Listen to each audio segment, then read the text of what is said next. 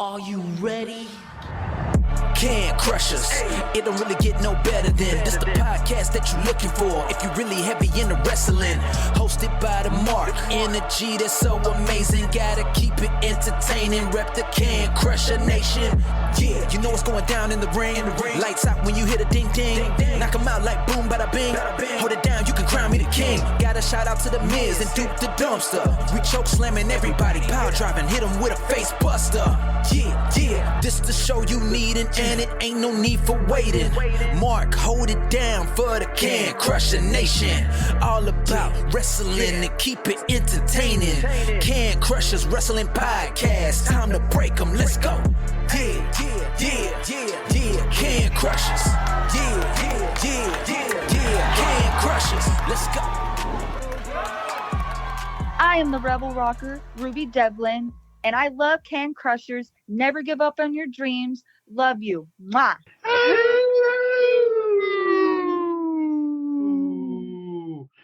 This is Sir Michael Jenks, and I'm here with the reigning, defending, new fantasy football champion, Mark Martinez. Woo! $120 in my pocket, and it's already gone, by the way. Well, I figured it would be. It went to a worthy cause, I am guessing, so. It went to two things that I bought out of it. The rest, I snorted it off of the tape. I'm kidding. I pre-ordered Becky Lynch's book, and nice. Todd is God should be here Monday. So. Very nice. Studious about all this. Very studious. Now that you've dominated the football championship, you're just becoming a studious person in your at-home life. Listen, I knew I had the best team. I had a run of 4 weeks that was horseshit. You did. You also had probably one of the most questionable calls towards the end of the season when you released A-Chan. And there was a whole thing where we were like, did he really fucking do that? And it was a whole topic of conversation at trivia for about 20 minutes. Was like, why did he do that? What's going on? Is there an injury? We realized that one of us only had the chance to get him after that, so it was a whole thing. But I tip my cap to you. You did it.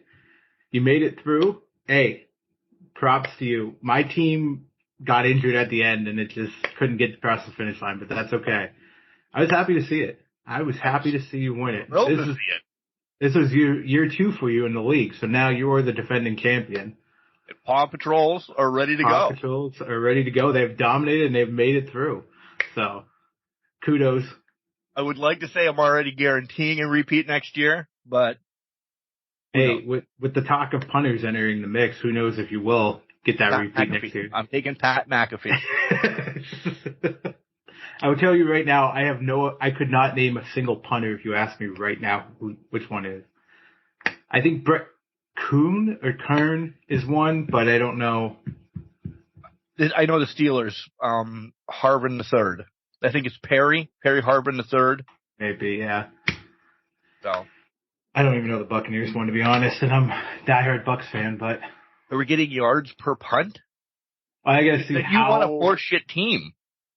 I gotta see how they play points on Yahoo. We know I've seen punters on there before, but we have to see what they're valuing as points. I'm guessing like 50 plus yards, 60 plus yard punt, that type of thing will get you point values. Maybe touchbacks get you something, yada yada yada. Or so inside the 5. You have to pick a punter from a bad team is what I'm saying. You don't want a punter from, so to speak, the Ravens, who's number 1 right now. Well, exactly. I mean, I think you're going to get punts every game, but if you're talking in terms of bad teams and punters, yeah, you got to go bad teams because you're going to get more points. But then again, they could be shit as well. You know, right. they could be shit in a bend and hitting it 30 yards down the field. So there's a whole another level of strategy to this game that's going to be introduced. But I also bought Madden, the new Madden this week, by the way. Oh, did you? Why? Because it was $23.99. I did see that, but see, since I'm moving to the next gen in the next couple months, I'm not gonna buy Madden until the spring or summertime after NCAA football. Agreed, and I will too because of the uploadable things and all of that's going to go on. But I did it for research. And tell me if I'm wrong, anybody that watches wrestling and plays video games as much as we do, I noticed that there are different sounds now in Madden. Like, I picked the Jets because I moved them already. We're in Virginia Beach. Okay. By the way. Virginia Beach is an option? Yeah. Isn't that Madden? Yeah, it is. And I picked the Jets. I put relocate, and I'll get back to my sounds. I picked relocate in like week 1 when it gives it to you. Week 2, I was there. Like, fucking Baltimore Colts has moved, or Cleveland, like, boom. I didn't wait a season this time? Oh no, my God. It moved me week 2. Because I was like, I'm going to win the Super Bowl as the Jets. Yeah. And then piss off everybody in New York and move to Virginia. I didn't know where, by the way. Because Kelly was home. I said, hey, I want to move this team next year, yada, yada, yada. I'm going to the bathroom. Here's how you do it. And I backed out of everything. She picked Virginia Beach, and then she scrolled. You get every option. Oh, okay. From the Eskimos to the Black Knights to the Monongahela's, whatever. You get every option you want to be. It just gives you fan interest. Well, the Black Knights were pretty cool looking. It's the knight off of chess, by the way. Oh, okay. So I like that she picked it. And apparently the fans' vote was really high. So she picked it. They're black and red, and they're pretty cool. Game 2, I am now playing whomever I played as the Black Knights. They fucking relocated in a week. Boom. Well, that's nice. What? Yeah, but it kind of. You wanted the whole thing. I know, because in my dynasty, when I relocate teams, you win it for the town you're leaving, and then you pick it up and try to win it again for the town you just entered. Right. It's kind of a full circle historical moment type thing. Yeah. I picked the Jets because I'm a huge proponent of that green. Like, if I wasn't a Steelers fan and you're like, here, pick a team that you like, and I was only picking from like team colors. You love green, so that's love green. It would either be the Jets or the Packers, because the green yellow scheme is also one of my stupid favorite colors that go together. It shouldn't go together, but it goes together really well. Yeah. Right. So I'm like, all right, I'm going to win it to these guys. Boom. Nope. Boom. Week 2 there. But when I was the Jets for that 5 minutes of the first game, the air horn siren thing was there. I don't ever recall it being in things. So I think this is, of course, everybody knows NCAA is going to use the Madden engine, so to speak. Right. The cross engine, yeah. But they've worked some things in. So if you're in Bama, you're going to hear whatever. If you're in Michigan, you're going to hear like I think they started to put it in this year's Madden. To test it out. Because have you ever heard the fire siren in the Jets before? No, I never. You hear generic fan noise, basically, and not anything really in the end, like from the team itself. Yeah. So. Yeah. I'm impressed with it. The hit stick's a little bit different. Not that I use all the new technology. I go back to classics. I'm all right. But you still get it every once in a while. Yeah. It's a good game. I haven't played anything but franchise, so. That's fair. I've seen. And I power washed a golf course this week. Mini golf course. Okay, that makes more sense. Because I'm like, how do you fucking power wash a golf course? Golf carts, I get, but like the green, you can't do that. But so that makes sense because I remember seeing something and reading about what features are in 25, and I know they said that they basically have gone to every stadium, got every atmospheric thing that they could from the stadium to bring it into NCAA 25. So that'll be interesting. And I did see that there's creation mode somewhere in NCAA 25, but Jenks University. Jenks University is great and all, but I have a bad feeling it's going to be specific areas and then only the team name and you get this set of uniforms. Because to me, if it's not expanded out of that, I don't know, it's kind of a bust to me because I just want the full customizable expansion. That to me, but like, it's stepping in the right direction with what they're doing in 24 for Madden. So maybe we'll see something good, but we'll see what happens. Yeah. But I like it. I'm excited for it.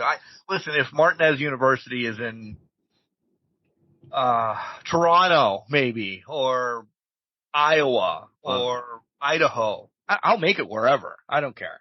Well, yeah, I mean, I'll put it in whatever state, but like, if I can only choose to call it like Iowa State University Jenks U, it'd be like, oh, fuck that. That's stupid. You know what I mean? But we'll see what happens. Bailey agreed. Jenks University Bailey's. That would be a lovely team name. I would go for that. Black and white colors team. Right? Yeah. Oh, yeah. Are you really? Okay. Yeah, you're just going to squeak that right there. Okay. Cool. How was your week, sir? Done. That's what this week is. It was the first week back, so it's kind of just like mental capacity's at zero. I'm extroverted. I have to be extroverted all week. Want to talk to people, keep going up and that. So I'm kind of just like 10:30 yesterday morning. I hit the wall, and I'm like, all right, honeymoon phase is done. I'm done with you. I'm like done. Just get me away from everybody. But it's fine. It was good. I'm not sick, which is fantastic. Kimberly decided to pick up a stomach bug, and she's just been going through it this week. First day back in office. She's feeling somewhat better. She's eating normal food again, but it was really bad for a couple of days there. So it's been a week for everyone involved. How about you? How's your week? Positive. That's good. That's a good thing. Okay. Positive, and that's what 2024 is going to be. And I'll wrap back around to this why, because it's unbelievable what wrestling can do for you. Had a basketball game, got a quarter and a half in, and the repeater at the station fried as I was on air. So we can't go remotely anymore until it's fixed. It is now fixed. Like the technician came, but my one game this week, I had one game this week. The repeater went during the game. Awesome. Oh my God. Am I the big dickhead that walks out as soon as it went off air? No, I waited till halftime, at least like slithered away because I feel bad. Listen, we're at high school doing a basketball game. Go to the AD, say, we owe you a basketball game. I know what happened. The repeater went, talked to my other guy. He's like, yeah, you can sit there and watch a game. You're still getting paid, so to speak, whatever. Or you can leave. Listen, I wasn't invested that much. It was a night that I could go to bed early, so I'm like, all right, peace out, I'm leaving. We owe you a game. So that. Had an amazing interview for the show. Came home from work today, as of, record on Fridays. Took a shower. I think I have that bug. I think Kimberly sent this bug down. Is it as bad? I don't know. It's just maybe something went awry. Have been visiting one room in the house a lot, but hey, power through it. I got the weekend off. Orange juice, because that's always in my head from Mom and Graham. Yeah. And maybe some Vicks on my chest. Listen, I'm going back to work Monday, yada, yada, yada. So positivity. And where does positivity come from, Mark? Oh, good question, Jenks. Ruby Devlin. Let me tell you, we connected on Facebook, Instagram, one or the other, and we really didn't talk. We're like, okay, here's your day. Let's go. I mean, there wasn't a lot of banter in between us. Right. Get on. She's got an amazing story. So, self-promotion. If you have not listened to this past Wednesday's Spotlight, unbelievable interview. Just really cool, down to earth, positive. Even everything she had going on in her life, just rocked and rolled through it. And I don't know. I try to learn something, have it be in wrestling or life. This was a life one for me. It was just be you. Yeah. I don't know why those two words from Ruby resonated so much with me at the beginning of this year. So I'm like, you're right. You want to be a jackass this week on the show? That's who you're being today. You want to be this, that, it is. It just hit well. After the podcast, we're BFFs. We've talked a little bit. We, text, how are you, this and that, da-da-da-da-da. It's, yes. So 2020. Hindsight's 2020. Yeah. And I don't have either of those. 2024, be you. Be positive. We end it positive all the time, so I'm going to do this, and we're going to rock and roll. And hopefully, at some point this year, she's in Arizona, so first state to cross off, and I wrote it down, by the way. Okay. So I will remember this. Is be you. That's all I want to say. I'm going to probably say be you every episode because that's what it's about. YOLO.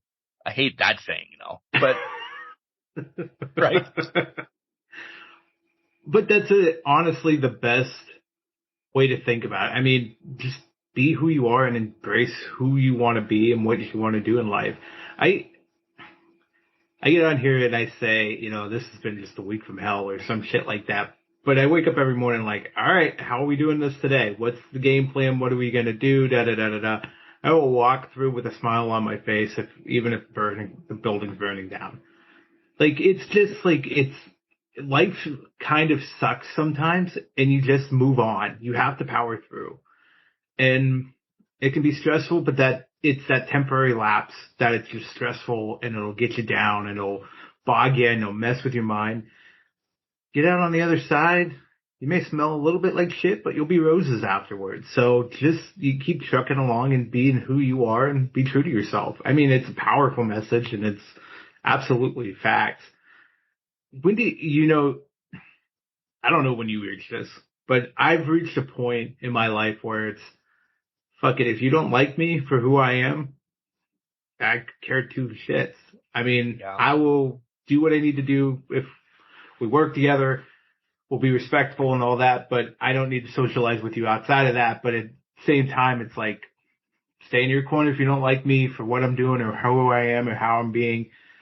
Because I'm not going out here being a jackass and being like this is douchery and just out and about. It's douchery, huh? A douchery. I know quite a few of those. But there's a lot of, but you just do you, and you just end up at a point where it's like, this is who I am. This is how I live my life. Take it or leave it. F yourself. We said that a couple times as well on the podcast. I bet. But recently, I want to say in the last couple years, I've learned to be you, but I don't think I've lived it. So I'm living it now. That's good. So, I mean, you pick it up, but sometimes it just takes one conversation that you don't expect it to come from. Yep.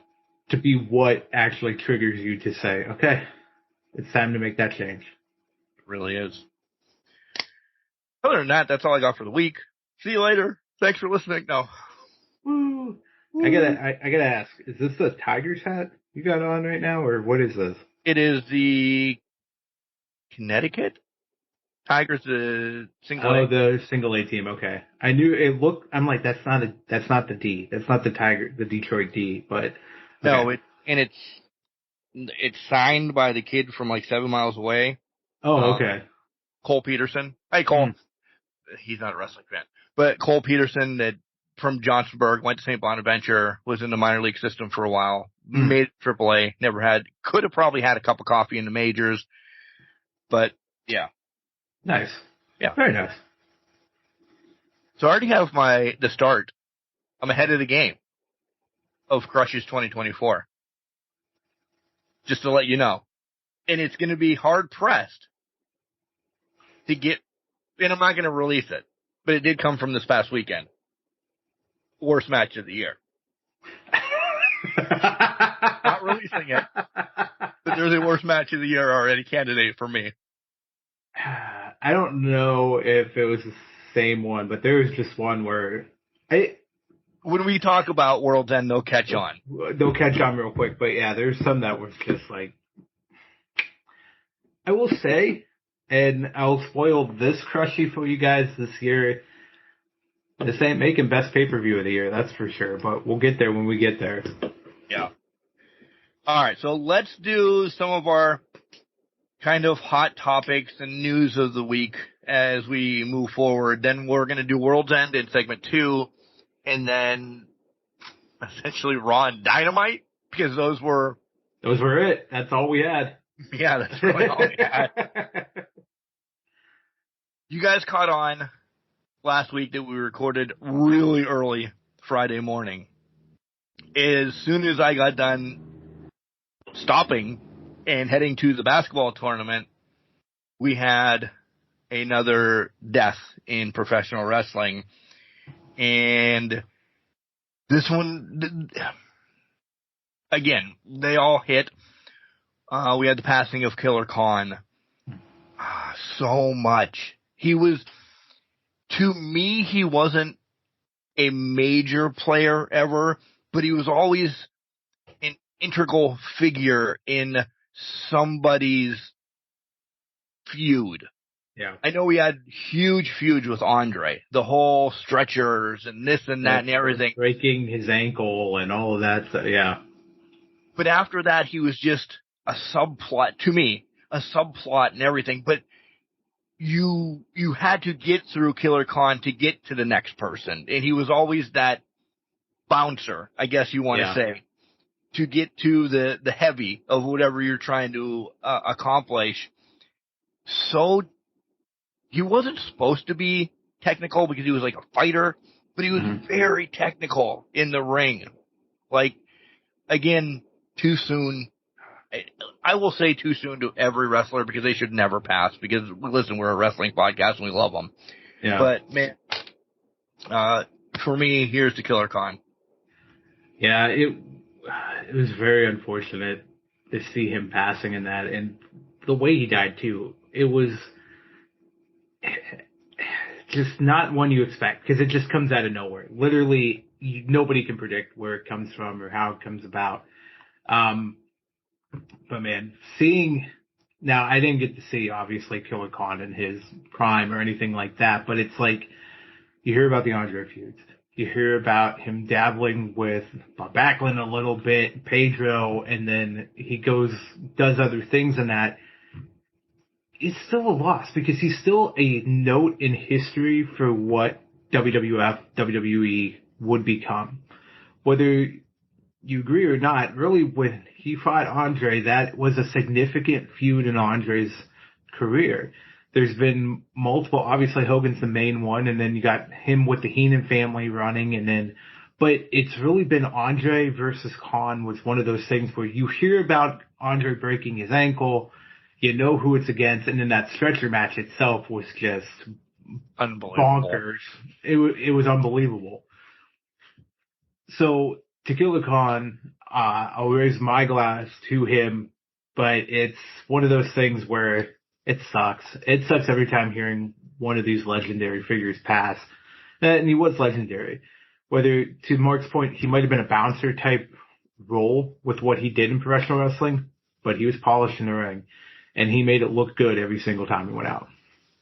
He did. Here's to you, Khan. Moving ahead a little bit, and wow, essentially right after we got done doing the crushies, two of my predictions, bold predictions next year, went to hell. Again, it was the Killer Khan post, and then right after that, Zelina Vega re-signs with WWE for multiple years.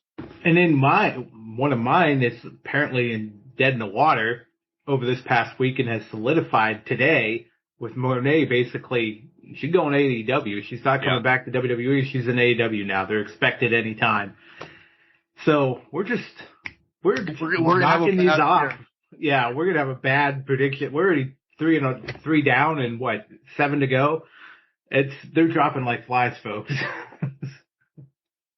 Andrade's last match, essentially, and it really wasn't a bold prediction, I think, of either one of us, because I can't remember from last week, but we knew the writing was on the wall at some point because of Charlotte's big ass contract that she signed for 25 million years. He's going to end back up there. I just didn't think it was going to be at World's End. I didn't think his contract was up yesterday, essentially. Excuse me, neither did I. I didn't think it was the end of the year was the cut and dry, hey, see you later. But then, going back, he did join the company back in 2020, right at the end of the year. I forgot about that. He dropped in, I think, the last Dynamite or something like that. He was in All Elite, so the timing worked out for what it was. He's back in WWE. It always felt like he would go back, not only because of Charlotte, but because Trips was big on him. Yeah. And Trips had a lot of faith in what Andrade could do for the NXT brand.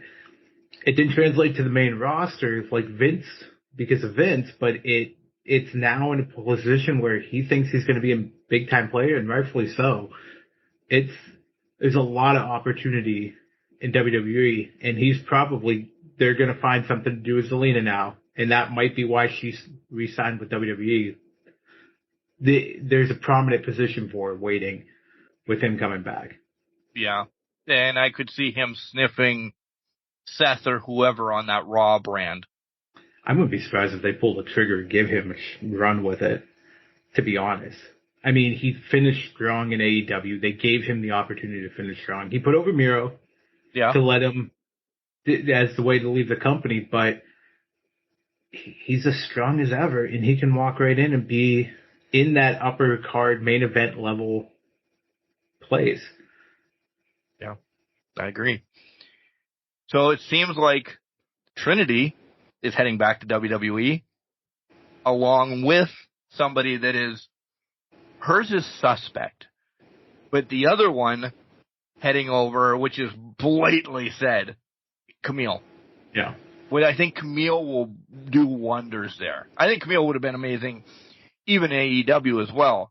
But I think Camille maybe running through the PC for a month or something like that, I think she slides right to the main roster. I don't even see her going down to NXT. Just right main roster. And listen, with Charlotte out and other things transitioning for down the road, how about Camille Jade to go for a while? Yeah. It's a possibility. I really see Camille falling into the Rumble picture at that point. It's just slide her right in. She's got the notoriety. She's got the name on her. It seems like WWE is stacking back up what the women's roster used to be. Apparently they listened to us last week when I predicted AEW would have the stronger women's division, and theirs is nothing to sniff at either, but we'll get there when we get there. So to me, we're settling in for what might be the actual revolution of women's wrestling coming up here. Camille's can slide right in. It could be a feud with Jade. Jade's gonna need something to do. I think her and Charlotte was written in pencil somewhere. Now it's time they have to find something else for Jade. I don't know if they put two young stars against each other just to kind of do it, but we'll have to see where that goes with. But then, and I'm going to butcher her name, but Giulia from New Japan, or Stardom from Japan, she's in the mix too, and it's pretty much ready to report whenever they need her to report. Yesterday. So they have assembled quite the women's division and quite the number of powerhouses to basically, don't be surprised if they start positioning her, Jade, and Camille, one on each roster, to just have that powerhouse spot locked down. To me, though, that'll be interesting because Raquel was that position, and she has slipped so far away from what the powerhouse stigma has been. Does that light a fire to kind of get another powerhouse, get her back to where she was in a powerhouse state? Because I think you have to have those two, don't want to say behemoths, but two strong individuals running your show being the cornerstones that could eventually come together and fight each other. Agreed. Raquel's on the shelf for a little bit, though, with the illness that she had and everything. So we'll have to, in Godspeed and well wishes for a speedy recovery, because from what I read, I don't know.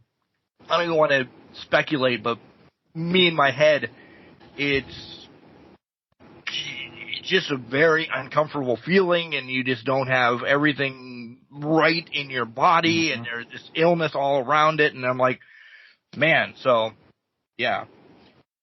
And then there was, and listen, I haven't watched it in full yet. I've seen clips enough that we're going to bring about a little bit. There was a little pay-per-view, Wrestle Kingdom or something, Kingdom Wrestling, or I don't know. Run by the Undisputed Kingdom? I'm very unfamiliar with. Yeah, I don't know. Apparently there's been 18 of them or something, so I mean. Really? This is the first I've ever heard of it. Yeah, I know, it's just wild. This is what happens when, these other countries try to put on prominent wrestling shows and things just don't come across, right? We're an international audience, but, we're uncultured swines up in this business. We're uncouth. We are uncouth. So, Wrestle Kingdom may be the pay-per-view of the year. It's shaping out to be that way. You had appearances from Nick Nemeth, most wanted man in the fucking world now. There it is, by the way. Listen. No, I had it earlier. I had it about 5 minutes earlier when I told people to fuck off if they didn't like me. But, that's true. Yeah, Nick Nemeth. You had Danielson, Okada, Tanahashi, and Sabre. The list goes, Mox, Finley, and Ospreay. And that triple threat, check boxes everywhere down the line. That, once again, Wrestle Kingdom was going to deliver, and absolutely did. It did. Yeah. It did at like 2:30 in the morning. That's why I've not watched it yet. Listen, waking up at 4 o'clock on a Saturday to watch Elimination Chamber is going to be... It's going to be rough. Yeah. We were all excited a couple weeks ago. Now we're coming to the truth. Well, now that they've announced the time as 4:30, it's like, nah, this is too real. Yep. I'm like, oh shit, it's really, I have to wake up to go to work on a Saturday now. Wake up on my birthday at 4:30 in the morning just to watch wrestling. And Trips came out to announce we're going. Listen, and I'm just mocking. Every pay-per-view besides the big four are going to be overseas. Essentially, is what it looks like. But even the top five, because Money in the Bank is top five, it's in Toronto, so it's across Lake Erie. That's overseas. We'll count it. But that's exactly it. Chamber, Australia, Backlash is in France, Money in the Bank's in fucking Toronto, which is whatever. We love Toronto. Stop fucking it. I didn't say I'm not fucking the city. I'm just saying it's just in Toronto. So you're absolutely right. It's a very international flavor. I like Montreal a lot too, by the way. Just saying. We do love Montreal, and maybe they'll end up with what do you think? What is it? Fastlane? Payback in Montreal? Could happen.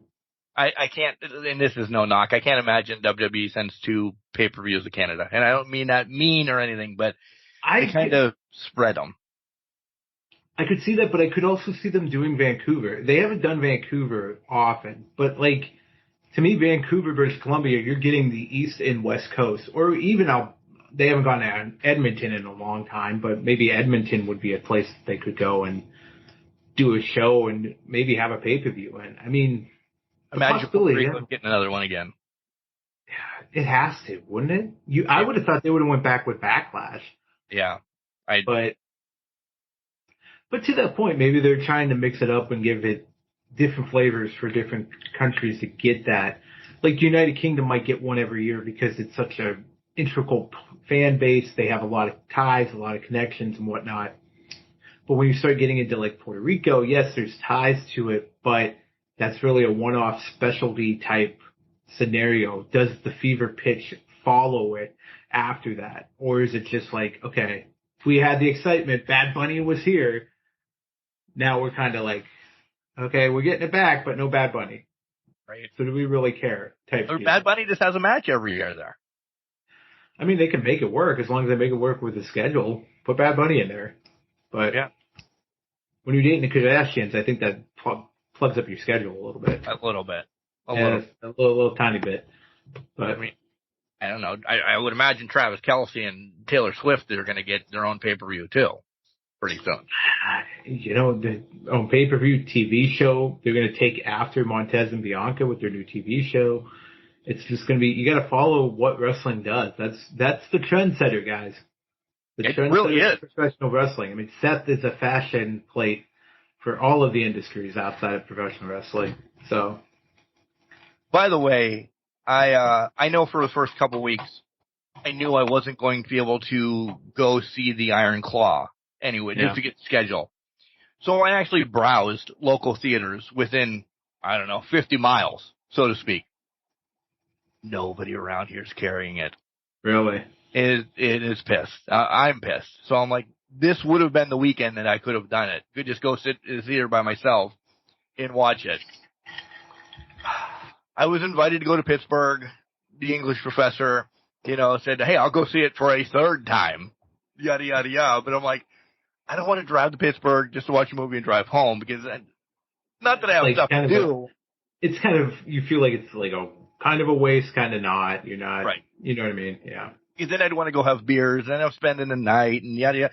And that wouldn't be a bad weekend. But I'm just looking at it's a movie. So I'm going to wait. It should be on the streaming service soon. Era's was on, and I'm not knocking the Iron Claw. Era's tour thing was on like 2 weeks after it left theaters. So I'm probably a month away from watching it. Fine and dandy with that. But I did get earlier this week, hey, you know that movie you want to watch? What one, Kelly? Well, I like movies when I get into movie time. Like this time of the year is movie time, essentially. Football is coming to an end. I dabble with hockey. I do not watch basketball at all. Yeah. Yada, yada, yada. So I will watch a movie here and there. That wrestling one. I'm like, the Iron Claw. Yeah. I think I'm going to watch it with you. All right, wait, stop. Pump the brakes. Why? Zac Efron is in it. Yeah. I need this. I'm like, you will be quiet during it. I don't want to hear, did he really die? I mean, everybody knows the Von Erich, so I'm not ruining anything. Did he really do that? Did he die? Is this the actual timeline? Just watch the movie. Yeah. No questions. Just focus on it. Just keep an eye on it. I've seen reaction videos, non-spoilered one, obviously, but we know how everything plays out. But I've seen reaction videos, too, where there's people saying, we cried 3-4 times during the course of the movie. And I'm sitting there thinking... Mark's crying. Yeah, I know I'm going to cry, too, when I watch it. But I'm also sitting here thinking, I know where the points are, where it happens, and it's like, that's a lot. It's a heavy tale. You guys, obviously, as wrestling fans, know the story of the Von Erichs. If you don't, look it up. It is a very heavy, very much a tragic tale of what a professional wrestling family is in that. But, oh, man, I feel like I need to be emotionally ready for this. Yeah. Like, this is a guy that wants to watch John Wick, but knows that a puppy dies spoiler in the movie, and he's not watched John Wick yet because he cannot get that to happen. Myself. It's me too, because I cannot emotionally be like, I can't get through this movie with that, knowing that happens at some point. We watched A Dog's Purpose or A Dog's Life. They're both they're both back-to-back movies or whatever, however they came out. When it first came out, bald. We didn't have Max yet. We only had Migs. Yada, yada, yada. I don't know. It's been a couple of weeks. I come home and there she is watching. I'm like, what are you watching? Like, it's a sin to watch this movie in the house. I'm like, what are you watching? She's like, it's a good movie. I'm like, but you know what happens. Yeah. And then she watched the other one where the dog ends up being like a race car driver or something. It's called like, I don't know. I'm going to butcher it, so I don't know. But the dog's going to die, but it's not like Air Bud or anything. It's put together. Not that nothing's wrong with Air Bud. I love my Air Bud. But you're putting the pictures together that this race car driver is relying on this dog. The dog does so much, and I'm watching it in the corner of my eye, but I don't want to watch it, so I have TikTok on as loud as I can. I'm pissing her off to maybe change the movie because stop. And, of course, guess what happens? Yeah. Dog dies. Mark cries. I don't like movies. Max is right behind me just looking at me like, all right. I don't like movies where dog dies. Like, she's never seen Old Yeller. And I'm like, you want to watch the saddest dog movie in forever? Watch Old Yeller. Yeah. All of those movies you named, besides Old Yeller, I haven't watched. Marley and Me have not watched because I know the end result, and I know I'll be wrecked for weeks if I try to watch that movie. That's how much I love dogs. So to me, no, you can have those movies because that's a trauma I don't want to even introduce into my life. I know I've been through the cycle in real life with a lot of my dogs growing up and all that. That is something I do not want. And when the time comes for Missy over here, I'm going to be, I know, it's like, I'm going to be that Vince McMahon clip where I'm just cutting at the camera, just like. One more thing on dogs, and I have one more thing, and then we have to pay the bills. So there was this dog that kind of usually follows us to the end of his yard. And then once the truck goes by, he goes back in the house, Well, he had a glow stick on Tuesday morning, and he was just following the truck. And we have to go turn around, and it's a big process for us to turn around in this small-ass driveway, So I jump off, and this is Mark, being me. I walk the dog, not that I could grab him, or it was actually her, Rosie, by the way. I walk Rosie back to her house. The owner comes out, Mark, thanks, yada, yada, yada, sorry. And this is Mark sometimes 5:30, 6 o'clock in the morning. I'm like, oh, we care more about dogs than people most of the time. What did I just say? It's accurate. I mean, I don't know. But I don't say it to customers, so to speak, when I put air quotes around customers. But if you've owned a dog, you understand that statement wholeheartedly, and they're like, right. I get it. Right. But I get what you're saying. You don't just outwardly announce that and not, it doesn't process at that point. No filter. It just came out. God. You brought up Vince, and I haven't watched it yet, but I posted it because I didn't know it existed, that Vice released the 9 lies of, again, Vice is now copying us. Yeah. The 9 lies of Vince McMahon. It's on YouTube. Apparently they released it for a hot minute on Vice, but then they pulled it. Vince has nothing to do with it. It's a lot of dark side clips, but that is what I've read. It's on our Facebook page if you haven't watched it. If not, you can search it up on YouTube. It's a whole documentary, 45 minutes to an hour, about Vince's just debauchery from life until now. I have not had the pleasure of watching it yet, but I'm sure it's going to be a watch this weekend because it's what has he done? Like, Oh, we know what he's done. We know what he's done, but now you hear it in like a story told from more very concrete accounts, people that are involved with it. It's going to be something else, that's for sure. All right, ready? Whenever you are. Announcement. Working on a new store. Send everything over to get approval. Should know within the next week. So we'll leave it at that. Woo! Woo! I don't know why they have to. I don't know why they have to approve the logo that I own, but because hey, I'm sending you a logo. This is my logo. It's probably you have the background check if I own the logo. Probably. It's probably like a whole process of legality so that they don't get sued. But yeah, fun times. So that should be up. And there's a billion different things that you can have the logo on, by the way. Oh, that's good. I'm so excited. That'll be fun. So excited. All right. Collar and Elbow, hats, hoodies, tees, all the cool stuff that Al Snow and the Hooligans have at Collar and Elbow. Make sure you go and buy it. Use our promo code.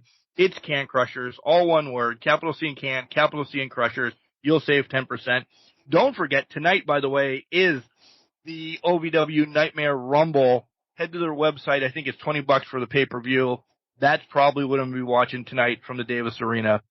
EC3 is also going to be there, I believe, as well. So very nice. Excellent. Little plug for them. We have, And I was during the Ruby Devlin interview when I was playing the belt, I kind of got emotional about this one, about the whole WWE affiliate code that we have. I don't know why. I was just in that mood. I'm like, listen, I'm being completely honest. Like, I've ordered something from there. I didn't get a discount. But the next person that ordered got a discount. It's just whatever. So, our affiliate code is in the show notes, as it is always. You may or you may not get a discount. You do support us all the time when you buy something. So if you're going to order and you listen to us and you want to help support, buy something for yourself from wrestling belts to trinkets, essentially. Yeah. It's the same site. We just have an affiliate code. And if you don't know what that is, people are like, oh, sometimes I don't know what an affiliate code is. If you buy something for $50, we're getting $5. Let's call a spade a spade. Yeah. I mean, essentially that's what it is. You're using our code to get to WWE to buy something. You're going to buy it in the first place, so support one of your favorite podcasts. Exactly. We're going to get it pulled one of these days because we're too damn transparent with it. You know what? No, we won't. We'll be fine. Power of positivity. Power of positivity about this. We'll be fine. 2 weeks from today is Ask Can Crushers. Get those questions in, people. And I would write it on my calendar. It's usually right in front of me. But guess what Mark forgot to buy for 2024? A calendar? My desk calendar. So we're looking at January 20th, guys, for Ask Can Crushers. Right. You know why? Because that's perfect. That is the week before the Rumble. We don't have anything major going on. Yada, yada, yada. Perfect. It's absolutely perfect. You can get them in by phone number. Jenks will give you that in a minute.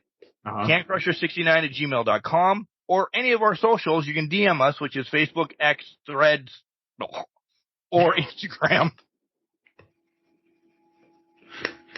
Or you could call us at 814-299-6687.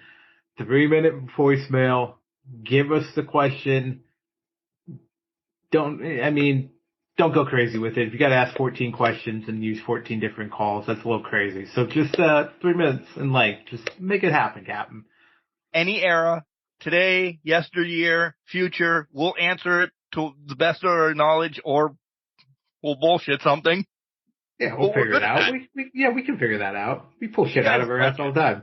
You guys like Ask Can Crushers. You really do. So we do it quarterly, essentially. So this is the first quarters. And where can you listen to us?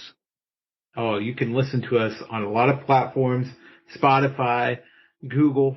You got the Apple, the iTunes, iHeartRadio, or Podurama. They're doing a lifetime membership discount, 50% off. Sign up today. You can hear us. Take it seamlessly from device to device to device. And I mean, if you want to listen to Busted Open and all that too, you can do that there. But I mean, we give you your fill of wrestling. We're why you're there. So go sign up for Podurama and listen to us in all of our sultry voices. All right. That's it from segment 1. Al Snow is going to tell you more about Collar and Elbow. And then when we come back, our world's going to end. Wrestling. A love and a passion we all share. I've started a wrestling brand. The wrestling brand. A brand founded on the aspects of wrestling. 2 entities working together to create a product that connect emotionally for people everywhere. Collar and Elbow is the brand. Passion and love for wrestling is the drive. I am Al Snow, and this is Collar and Elbow, the wrestling brand. Hey, all you stupid Regents math breathers out there. This is Amanda. I'm Elijah Dean, and you are listening to Can Crushers Podcast. Welcome back, Can Crusher fans. It is time for the world to come to an end. Right? Dun dun. Yes. That's what I needed. That sound effect. I just said that. get it in there. Like, we just got done watching Dallas in the 80s. And JR got shot. Reference that, kids. But it was all a dream. Remember that. Fucking pissed me off. I was wondering, were you one of the people that were pissed off by that? That it was a dream sequence? Yeah, like the whole show was a dream then, essentially? Mm-hmm. Or was it just when he got shot? Like, I don't think it really tells you what it was, right? No. Yeah. No, I don't. And it just ended. And that was it? Horrible endings. We're just, everything's falling apart. The sky is falling.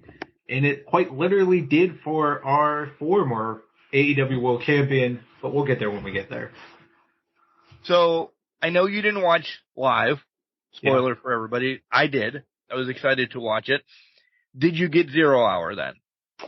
I picked up on it during the week. I watched the main show, main card, and then I picked up on 0 Hour during the week. Yeah, I had unexpectedness that I couldn't watch it live, but that was fine. It was all good. But yeah, except on my part. You were not happy. You were pissed about the way this all went about. I'm like, well, I'm sorry, Mark. I don't want to ruin anything, so we'll get there. But let's talk breaking down matches, yada, yada, yada. Stat and Willow. This was a great start this has probably been the best start to a 0 Hour ever. It was a very good start to 0 Hour. Although there's a couple botches in there that just made it like very clunky. And I think it was nerves. I'm going to chalk it up to nerves of two women that are not normally in that. Yeah, it was 0 Hour, but guys, this was literally kicking off things to set the tone for the night. So it was a great match. It really performed where it needed to be. I want to see more. I do. More out of it. But this was a great encounter to start off the night with. Did you know that they were both from New York? I had no clue. From my understanding, Chris was from outer space. So I'm a little... Both from New York. But literally, they told us a million times, one from 5 miles, one from 25 miles. They're both fucking from New York. They're from New York. Hey, they fight. They might have fought on the streets in New York. They're from New York. Okay. I had a lot with the commentary team tonight. The commentary team was just too much sometimes. It really was, because sometimes they were great, they were spot on, but sometimes they were too much. This match, okay, great, they're both from New York, whatnot, but is K-Fab dead now? Because I just feel like now we're just not going to acknowledge that she was an alien anymore. But right. That's my own personal beef. I will move past that for the sake of this podcast. But no, but seriously, they do that a lot when they want to reinforce that people are from a certain area, especially when they're in that hometown. Right. And I don't know why, because as the viewer, and you can correct me if I'm wrong, I'm not from New York. So to me, I could care less that they're from New York. I'm happy to hear that they're from New York the first time. But when you get to the 19th, 20th time, I don't need to know that they have 4 fire hydrants on the street that they grew up on. Yes. And you basically might as well give away an address at that point and just really fuck with their credit, because they're just stealing security questions at this point. They are. Oh, by the way, here's Chris Statlander's social security number. Please write it down. It has some alien hieroglyphics in it, but it'll work. I think they want us to forget that she was an alien. I think so too, because they have to repackage her at this point. And rightfully so, when she came back. They have. But to your point, they have to drive it home so that we do forget about that whole goofy gimmick that it was. It's part of her past, but it's fun to bring up. But I think you're right. They are making sure, listen guys, she's not an alien. She is Chris Statlander. She is a total package, if you will. I like what it knows though. It's a nice touch. Now, do you think that was... I think that was just a friendship quirk coming out between the two. Just like, boop, boop, and then let's wrap it up and then go forward with it. Yeah, I think so. There's a nice little pull to it. A couple hiccups, but all in all, great match. Were Go ahead. Wait, before you do this, were you surprised Willow won it, though? Yes. I was, too. Because between us, we've been very vocal of Chris is going to the main event, but maybe this was the way to put Willow over? I don't know. I was just surprised that they actually gave Willow a big win on a pay-per-view. Willow is, I'm not going to say anytime soon, but Willow sniffs TBS championship, I think, by the end of 2024. Yeah. So it's a win that she needed over a main event person, because Willow has been, no disrespect, we like her on the show. She's been a punching bag. The whole Outcast thing and yada yada yada. She's taken a lot of shit. So, yeah. But, I mean, and that was even when she was the New Japan Strong champion and everything. Yeah, that's true. That's 100% true. Do you think Chris has reached that status of she can drop losses, put people over, at least in terms of the mid card? Yes, I do. Yeah, because she's at the bottom of the main event card, the upper card, but she's just at the top of the mid card. Where if she drops something, it's to put somebody over to build them up, and then she can just go off and do what she needs to do.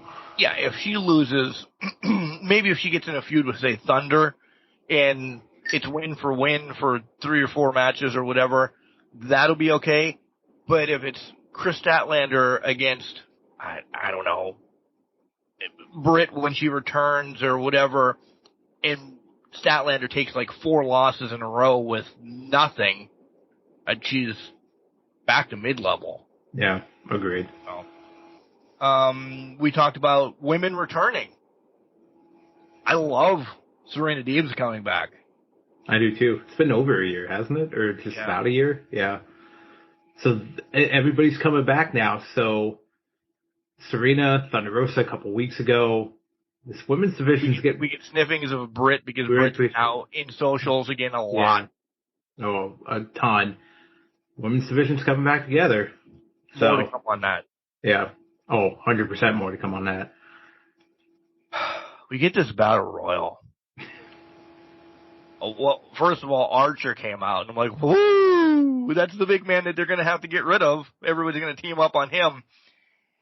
And then Killswitch comes out, and they blatantly gave it away then.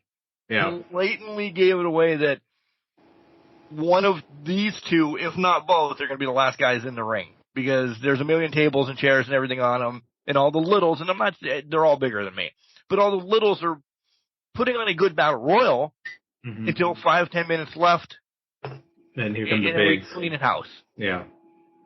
I think it was their way of doing the same old shtick that you see in the battle royal. The littles gang up on the bigs. You get the bigs to either rest or the bigs just start throwing people out, and then they're immediately tossed because they're there only for the cup of coffee. I'm just tired of battle royals now because it's the same goddamn thing. It's one big gets attacked by a bunch of smalls, then the smalls either dump him out or the big goes and takes a nice long brewski break and just hangs out in the crowd, high fives this person, maybe pretends to be asleep, and then come in, dominate, and win the thing. It's getting repulsive. It's getting repulsive, and it's across both companies. It's not just one. It's across both companies. Just throw them out there and see what you can do with it. I don't know. I see Archer anymore. It's like, well, he's not really big. He's going to lose anyways. Like, if he wins this, he's going to lose it down the line.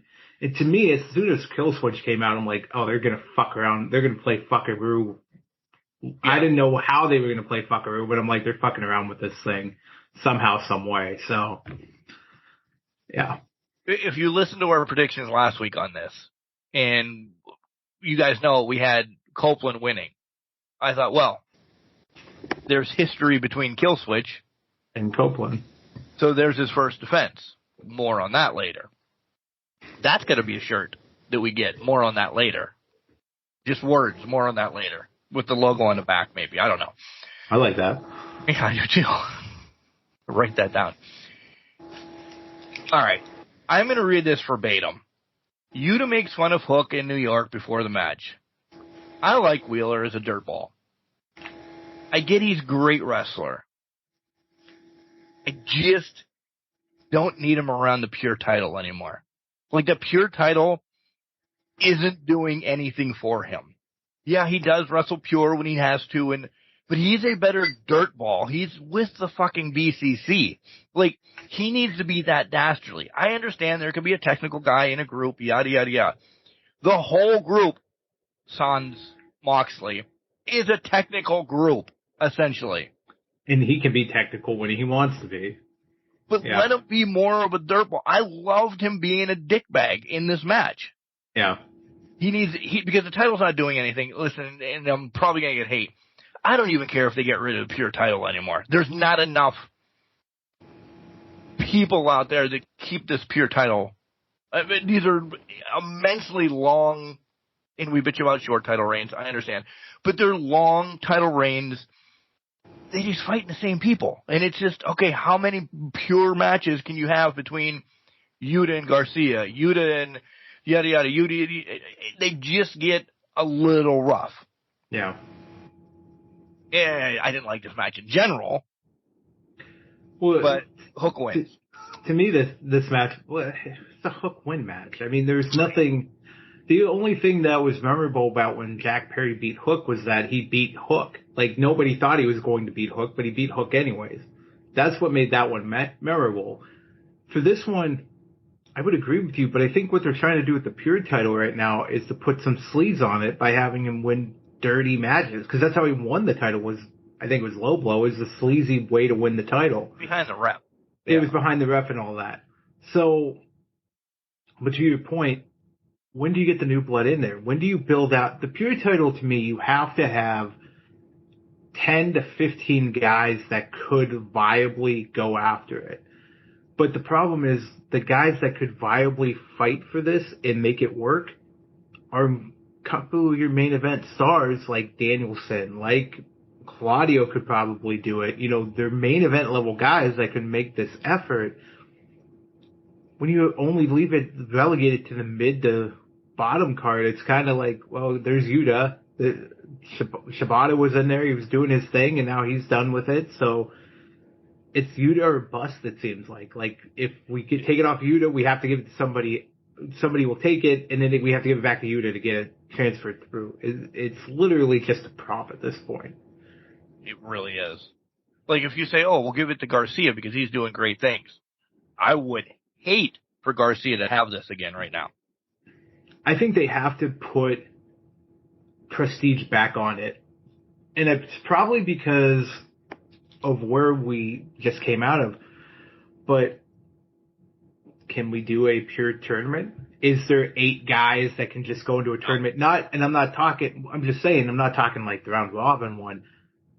Can they find 8 guys to kind of just fucking put in a tournament and have it just pure matches, put prestige on it? To your point, no, because they don't have them. They don't have that in the back pocket.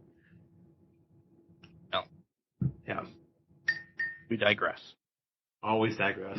The All-Star Tag Team match. This had good action, but oh my God, again, the announcers. They recapped every match in the Continental Classic in this match.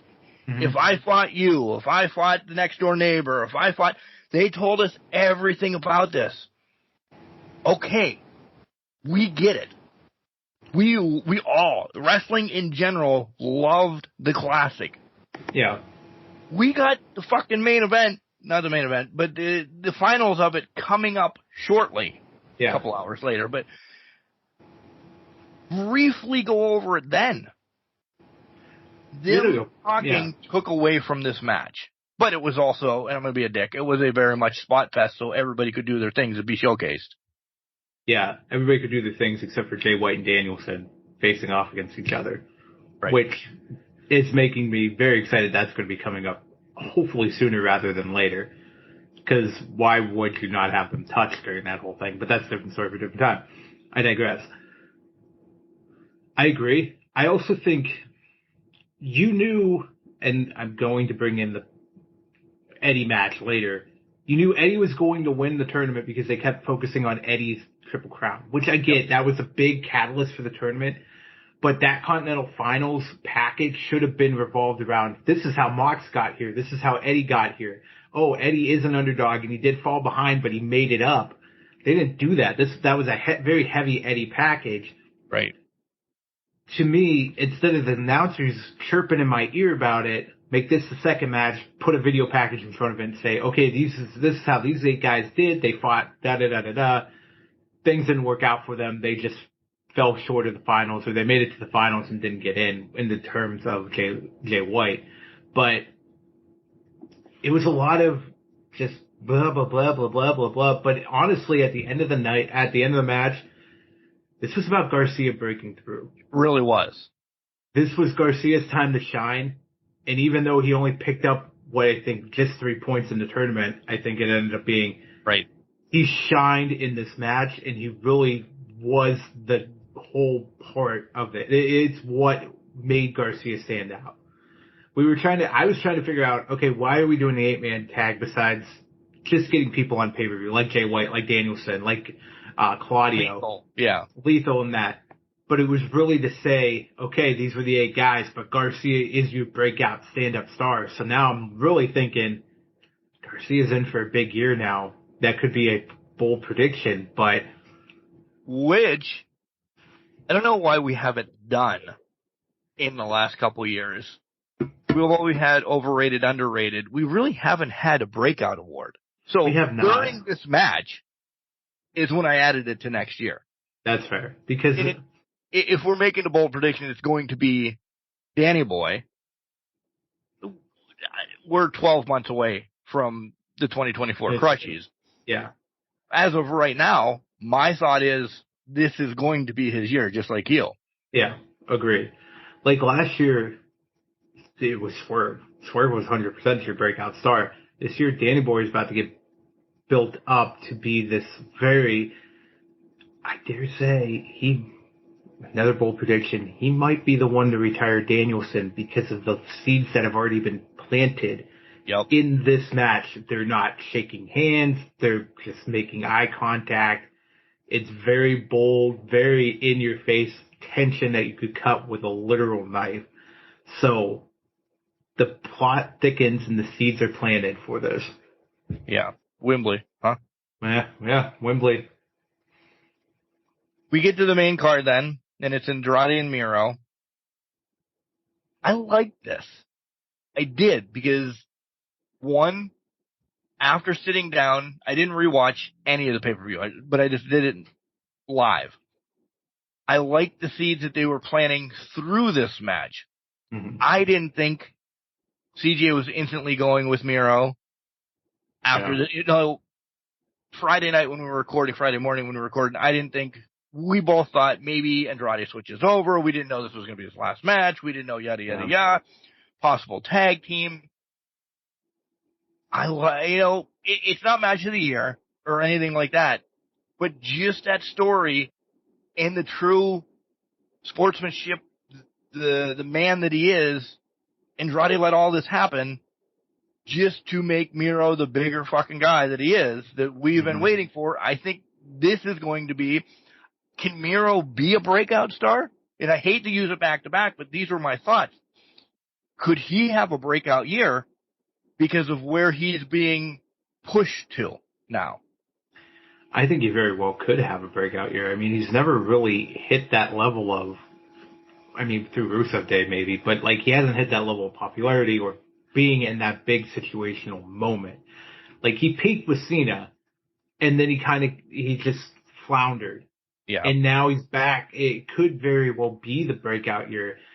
And it also shows you how important the Continental Classic was. Andrade was booked strong throughout that tournament with wins over Danielson, looking lethal, several wins just throughout the tournament itself.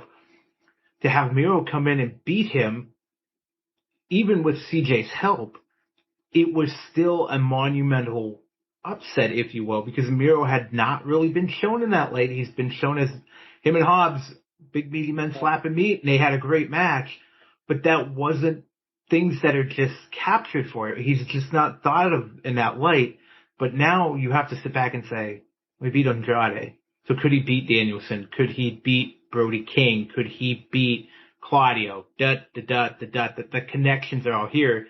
Some of the matches he's already had, but now it's unhinged and they can do professional wrestling about it. It's going to be even further putting it down. That could very well solidify him. I'll also say this was the first of 3 matches, I think 3, that people were just jumping people before the bell for whatever fucking reason. Like, to me, by the 3rd time it happened, I was like, rinse and repeat. Rinse and repeat. Why are we jumping? Like, there's certain times where that makes sense. This one, understood it. Because it's Miro's wife, it's CJ, da-da-da-da-da, but there's other ones where I'm sitting there like, why? Just let him get in the ring. Right. So, yeah, that was my biggest gripe. That ended up happening throughout the night, but it worked out. Like I said, I did like this match. I liked everything that it did. So, all right. Yeah. Tony and Rio. And I don't mean this mean. You know Rio's only 26? Does it feel, at least to me, it feels like it's nothing what you're going to put a stupid spin on it. She's just been in my head for 25 years. She's been built up in a legendary status from her get-go in AEW. And I'm not just talking because they put the title on her. It's because I think she started wrestling when she was, 10, 11, 12, something in that. But, they have made her into this mythical figure that really hasn't done anything since her title reign. Right. And, every time she comes back, they're like, oh my god, it's Rio. And to me, it's like, okay. And I'm not putting enough respect on her name, and I understand that, but she's only 26. She's, has not had a career yet. And that's mind-boggling to me. Yeah, it's mind-boggling to me. I do like what she does. For the small stature she is, she's crazy ass. She really is. But I never... Listen, we're giving you predictions and everything that you know already. I never thought Rio had a chance in hell of winning this with what is being written for Tony, and even more here when we talk about Dynamite down the line, but never thought Rio was winning this. This was just to, again, get the women's title on the card. Yeah, it really was. I will say they've picked it up a lot at the end of it. It got really good, really quick at the end. It really picked up, but I want to know if you noticed this. Did you pick up on any references to old matches in this match? Really? You're going to ask the guy that's had 25 concussions and can't remember his name all the time? I wanted to ask that because I think there was a pretty obvious one. And this may be just me overthinking what was happening in this match, but I look at what Toni Storm was wearing. It was very Andre-esque. And then we had a bunch of body slam spots that we couldn't do the body slam. And then finally Rio slammed her. And I literally put Rio slammed Tony in my notes. If this is going to be the detail that Toni Storm adds to her matches, is that there's some callback to some famous moment in wrestling history. She is timeless. She is timeless. That's exactly my point. She's timeless. I made the joke when she comes out, I go, the timeless one's out here dressed like Andre. And then when they did the first body slam spot, I'm like, this is not happening. And then they did another one, and then it was finally the slam.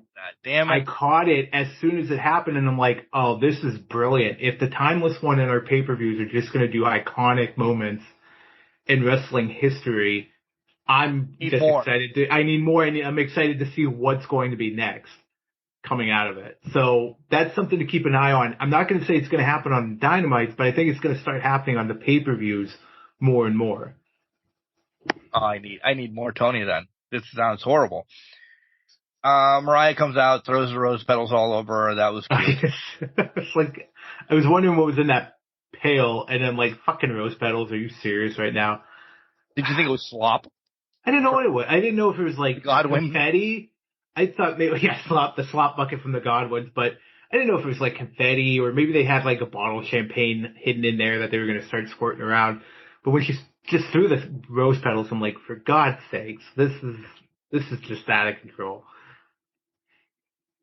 Dante Martin's doing good, but he wants it to be great. Orange Cassidy happens to be walking by, and he's like, all right, you get a title shot.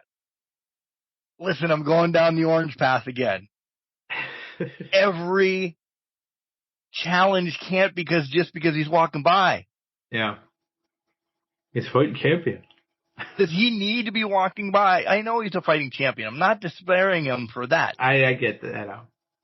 But he walks by every interview. Oh, I need to take a shit. Good, you get a title shot. I need better car insurance. You get a title shot. Come on. I didn't know why Dante got the title shot. I feel like it was just so Dante could get a title, like get an opportunity online, because he had broken his leg. So now, hey, let's pay-per-view. Yeah, let's throw Dante a bone here and give him a title shot against Orange. Then we get Swerve against Dustin. Keith Lee had been injured, yada, yada, yada. That was released during 0 Hour. It should have stopped after the cement cinder block. I think, not that it hurt Swerve overall, but for this match then to be a match, and then Dustin hitting his, whatever the hell do you call that thing, the Canadian Destroyer. Yeah. He could barely walk, let alone breathe. 2 minutes, and then he hits a Canadian Destroyer, which, listen, telltale sign, you're the one doing the fucking work with the legs and everything. I think it hurt this match. I would have respected this match. Not that this is the worst match I'm talking about, by the way.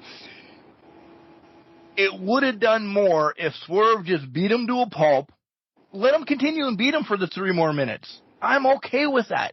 Don't make it a match. Swerve is just pissed off. Give him some time on the mic then. Waste this time of maybe him and Keith Lee were supposed to go 10, 12 minutes, whatever. This was too much. And I think, like I said, it overall it didn't hurt Swerve, but for his pay-per-view appearance, it hurt Swerve. I was heated after the cinder block spot, because I thought there was no logic. I paraphrased in my notes what Swerve said: "You're wasting our damn time." Like, that's just what I felt like. This match was a glorified squash. Leave it at the cinder block breaking his ankle and just end it. To your point, give Swerve the mic. Why didn't we have Paige come back during the pay-per-view and then these two go at it during the pay-per-view? That could have killed 5 minutes. Just them fighting around the arena, them trying to break him up, da-da-da-da-da-da. That, I think, would have been spent better time than what we got with this Dustin match. It's no hate on Dustin. It's no hate on Dustin, but logically, it does not make sense. If you're going to go to this nth degree, have him jump him before the bell and just beat the shit out of him and then break his ankle with the cinder block, then we shouldn't be doing a 10-minute match after that where Dustin's hitting destroyers, kicking Swerve, and then doing all of his normal shtick. Like, that's just not how this should go. I'm sorry, it should have been done in the water in the 2 minutes that it took to hit the cinder block shot. Nobody was expecting anything out of this match. No. So you shouldn't have gave us anything. Exactly. It just felt like Dustin needed to have time on the camera because he was showing up. By the way, I did like the gritty, though, that Swerve did during the match. Swerve can dance. Swerve can move. For real.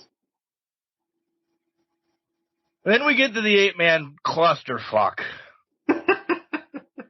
This was the match that has made the worst match of the year. This thing was something else. It was like first match for some of the people ever. Like, they just standing waiting for spots and just bumping into each other, not knowing. Mm-hmm. You clearly knew that they're like, hey, this is who's going over. Yeah. All right. But you have 8 fucking people that need something to do during this match. Yeah. Like, I have a man crush on Sammy. Oh, cool. He pinned Ricky Starks. Sweet. Trust me, I don't think the Le Sex Gods are going to be getting that title shot anytime soon. No, they're not getting that title shot anytime soon. And Sammy's going to be looking for a new partner. Sammy's looking for a new partner. They're never using Sex Gods again as a tag team name. Let's be honest, the crowd let Jericho hear it every fucking time they could. And depending on how things play out, it might be rightfully so. We'll see with that. But you're absolutely right. There's awkward moments. We're throwing spots. We got to swing Darby across the ring because it looks cool between Hobbs and Big Bill, just whatever, chucking them through the ring. And then there was times where they had that Avalanche Blue Thunder Bomb. That was cool. It was misused. Oh, yeah. It was just not timed right, and it wasn't where they should have put it in the match. To me, that it was just, let's hit the highlights. Let's do some crazy shit and hope for the best at this point. Because we got the 8 guys on camera that we need to. Hey, and it's Sting's last match in New York. Woo. Okay. Yeah. So I don't want to hear Sting's last match in every fucking 50 states before March. Well, we definitely are, because they already announced the one for Charlotte, and it's his last match in Charlotte coming up here at Collision. So it's going to be every single week. Sting's last match, Sting's last match, Sting's last appearance in bumfuck nowhere, Idaho. You know, it's You're hating on Idaho. I'm not hating on Idaho. I'm just saying, I'm just naming a state that I could think of with bumfuck nowhere. But they're going to pick out every single state and every single time just to highlight that it's Sting's last match. We know it is. We know it's coming.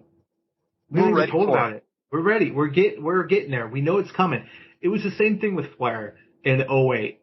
They didn't officially announce it, but you knew that was his retirement match from the WWE. Well, you thought it was his actual retirement match. Right. At that time, you thought it was his actual retirement match, but you knew that whole thing where if you lose, you retire was a whole gimmick to get him one final run of matches.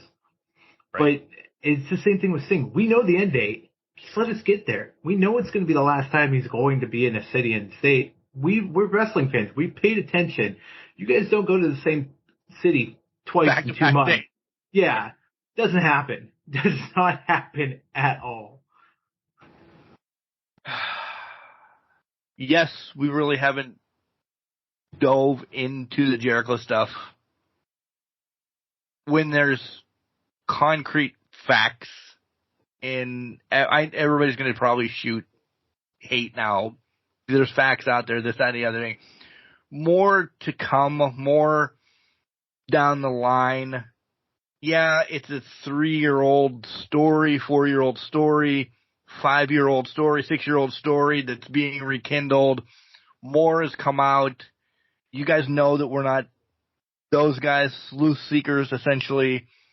When everything really rolls out, then you probably already know. We'll give you our thoughts on everything. It's disgusting. It is 100% disgusting. And if everything checks to be true, it's fucking ridiculous. And I despise people that would do that. But right, we need the concrete stuff first, and we'll get there when we get there. By the way, long time coming. Vlad the Fan showed up, got his hug from Sting, yada, yada, yada. Everybody knows there's a document on WWE Network. And goddamn him for showing up on AEW, because I may have let it pass. Yeah. They made this big document about Vlad and how he did this and he's the greatest fan out there. Soapbox time. That is a slap in the face to every other fan. Like, everybody's like, oh man, Vlad is awesome. You know what, though? You're awesome, too. Yeah. Because you wore the Ultimate Warrior mask that you paid $59.99 for. You painted the Road Warrior stuff on. You bought a Roman Reigns shirt. Yada, yada, yada. To make a documentary about one fan that's done this, and you could have made it about me, you could have made it about you, could have made it about my next door neighbor, whatever. I think it's just a slap at it. You can't say that he's the greatest fan, because that's just, You don't know what somebody in Duluth has done. They just don't have maybe the money to go to fucking 85 pay-per-views in a row like this guy did. Well, or exactly. Mr. Green Shirt does. And everybody knows what I'm talking about there. Or anybody that shows up at every pay-per-view. Good for them. They have that. Maybe the fan in Duluth can buy one shirt a year because of their situation, but would slaughter Vlad in a trivia contest or anything. Because I watched about half of that documentary when it essentially rolled out months ago. It irritated me. Now, we were going to talk about it long ago. Something came up, yada, yada, yada, that I've kind of forgot. And he fucking rekindled it this past Saturday. And I'm like, this motherfucker is popping back up now. This is going to be the perfect time to talk about it. And it just pissed me off from WWE to say that. It's just cool. He did all that. I'm jealous of him, but he's no better than me. He's no better than you to get a documentary about himself saying he's the greatest fan because of the situation he was in. Listen, I want to go to WrestleMania. I've changed my mind now. I want to go to WrestleMania. I don't have $10,000 to go to WrestleMania. And I know you can get seats for like $600 for both days, yada, yada, yada. But it's costly to go to big events and everything. Do I do that for the one day and the memories? Or do I buy my fucking son a car so he can get a better life doing what he's doing? You choose family. You choose. That's exactly it. If circumstances were different, we are alone. If I'm a millionaire, if I'm a millionaire, going everywhere.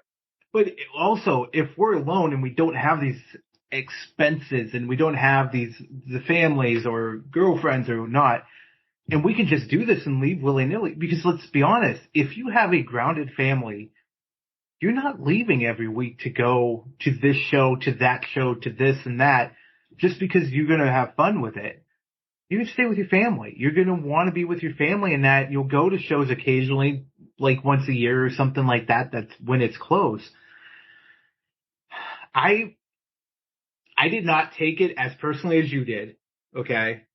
But what I will say is, you're spot on. Not one fan is better than the others.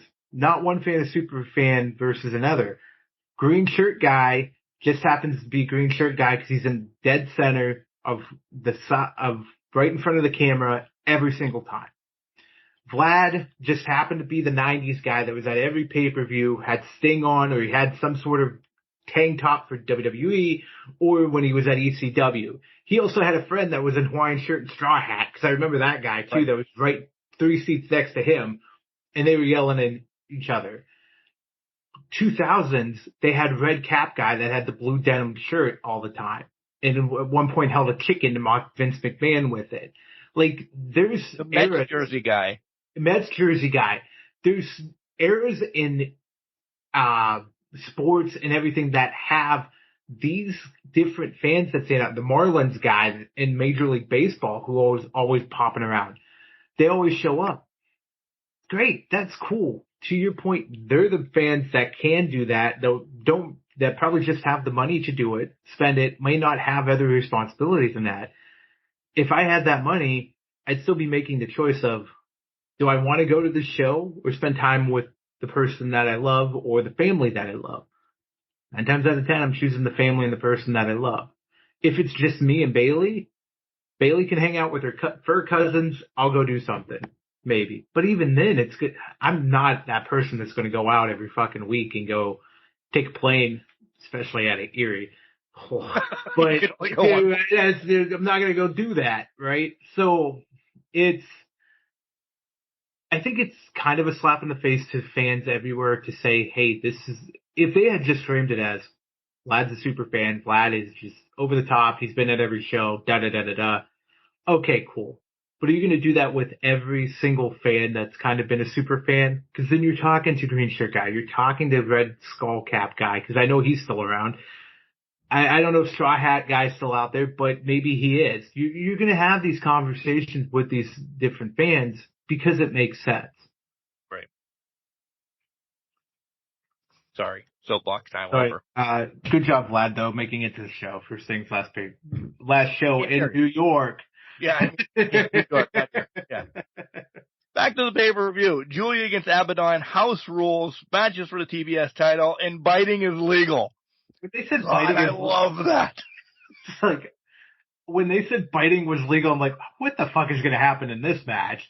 Because I was expecting nose to be bitten off, things of that nature, but, oh, Jesus. This is spooky chant. Yeah, this is spooky.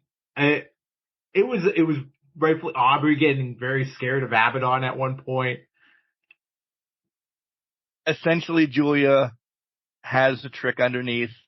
Sky Blue comes out, helps her. Moonsault to win. A little bit rough, but it is what it is. It hit, yeah. It is what it is. And it worked. It was what it was. And I liked, people can say what they will about the match, but hey, it fit Abaddon to a T. Fighting's legal. It allowed for it. They fought each other in that style of match. It was a well done competition between the two. I have a book written for the next segment, essentially, of the pay-per-view because it's the TNT Championship.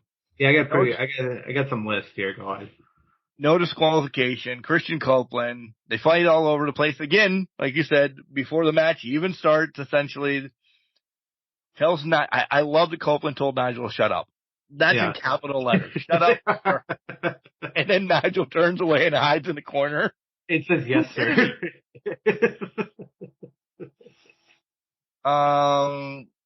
What's up with all the older guys doing craziness when Edge jumped off of the pillars?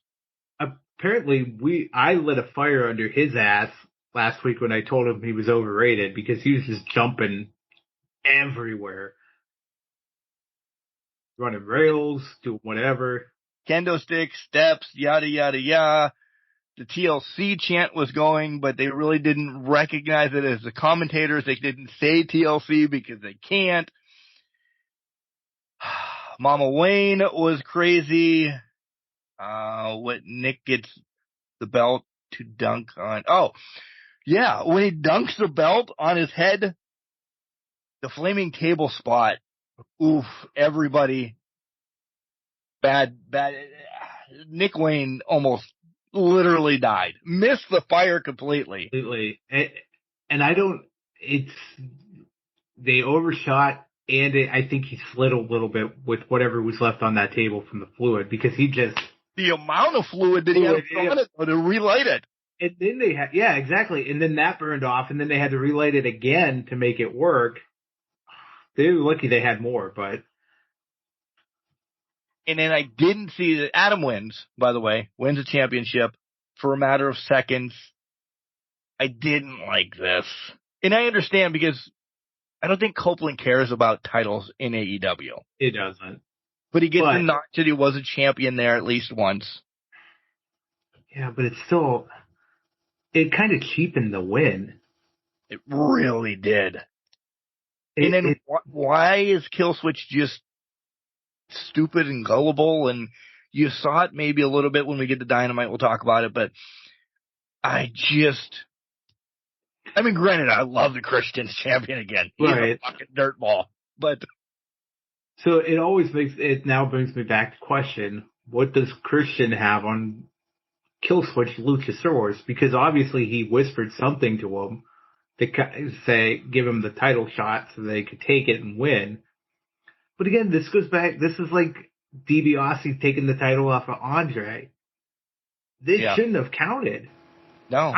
To me, it should not have counted, but I guess whatever. Put his name on the contract. If Lucha didn't sign the contract, then I guess it doesn't matter who has it at the end of the night. But this furthers, all right, this match was crazy ass. No DQ. Right. I think Copeland has maybe because, listen, Copeland and Christian aren't sharing the ring again until Revolution. Yeah. Let's call a spade a spade. They'll have interactions, but no match, so to speak. So Copeland has to get rid of Kill Switch for a little bit. He'll take a sabbatical, or are we going to get a cage? I think we're just getting a cage at Revolution. I would have to imagine. Killswitch still gets in, but I think that's when we see the turn, a la what Wardlow did to MJF. Right. Way back when. I think it's a cage match at this point. It's got to be. To keep out Mama and Nick and pseudo Killswitch until he becomes Luchasaurus again. Mm-hmm. Exactly. Overall, I enjoyed it. I did too. Worried about some fucking spots. Yeah. We get the class. Go ahead. Also, one last thing. Adam Copeland needs to realize he is not Sandman, so he should probably stop chugging beers and slamming them on his head. But I digress. Heineken or a Dos Equis? Do you know? It was Heineken. It was definitely a Heineken can. Yeah. Okay.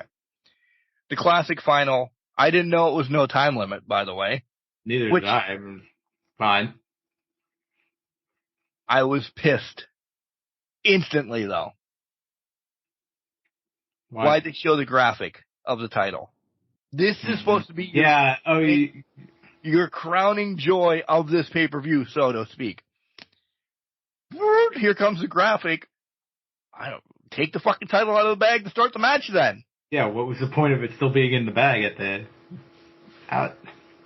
And if you didn't know prior to all of this, it instantly gave that Eddie was winning it. Yep. That was his crown that he uses for his pseudo logo. Yeah. On the title. Yeah. And that's the beginning of it. The rest of it, the match. Yeah. Let's do this again and again and again because there's some tremendous. It built Danielson up on commentary, by the way. Danielson on commentary was fantastic. It built up very well. I do love that Danielson was really pissed by the end of it that Kingston won it because he had to sit there and admit, oh fuck, Kingston was the better man tonight. He didn't want to. The pissing contest was This is the one time where that was warranted. Every time it was said, because Danielson was like, we talked about this. He's not supposed to fight him. He's not supposed to punch him. Not supposed to chop him. Don't get in a pissing match with him. And what did he do? Got in a pissing match with him, and it beautifully built to the pissing match. He gets knocked the fuck out, and it's over because he's gotten to the striking contest. That to me, that was a beautiful story to be told there, because Danielson took it to that next level of making it known. We trained for this. We trained for this. We trained for this. Do not do this. And obviously, Mox was doing what Mox wanted to do. However, I think they dropped the ball at the end of this. I'm okay with the hug because of respect the whole that they've had. I think at the end, Danielson should have been the next in line for this. Even if Eddie would beat him again or whatever, because he gets his comeuppance and he gets the title shot. What happened over on Dynamite when we get there, of course. I still think, AEW has a habit of creating monumental matches at the pay-per-view, but they make sure the titles are defended in between. And it happens a lot in a lot of companies sometimes. But what their habit is they do all these little matches with guys we know do not have a chance. Like, nothing against Trent, but he's got no chance beating Eddie. Brian Cage. Or Brian Cage or anybody. We love Brian Cage. But he's not going to have that chance of beating Eddie right now. We know the next match is probably Danielson. And we know it's probably at Revolution. However, we're sitting here like, we have to go through this whole 8 weeks of Eddie defending title. He defended it in New Japan earlier, I think yesterday, today, whatever, some time zone way. But it's gotta be, not everybody has to be a workhorse champion either. Mm-mm. And like Eddie, even though he's a face, doesn't need to be a workhorse champion. He can sit there and defend it. You know what? You're going to give him every 2 weeks, but make it against somebody in the Continental Classic. Right. Don't give it just to random guys that are just happen to be there. Like Trent gets a title shot against every title that's not a world title when it comes up. I would have been more believable if Garcia got this. Agreed. Yeah, Garcia.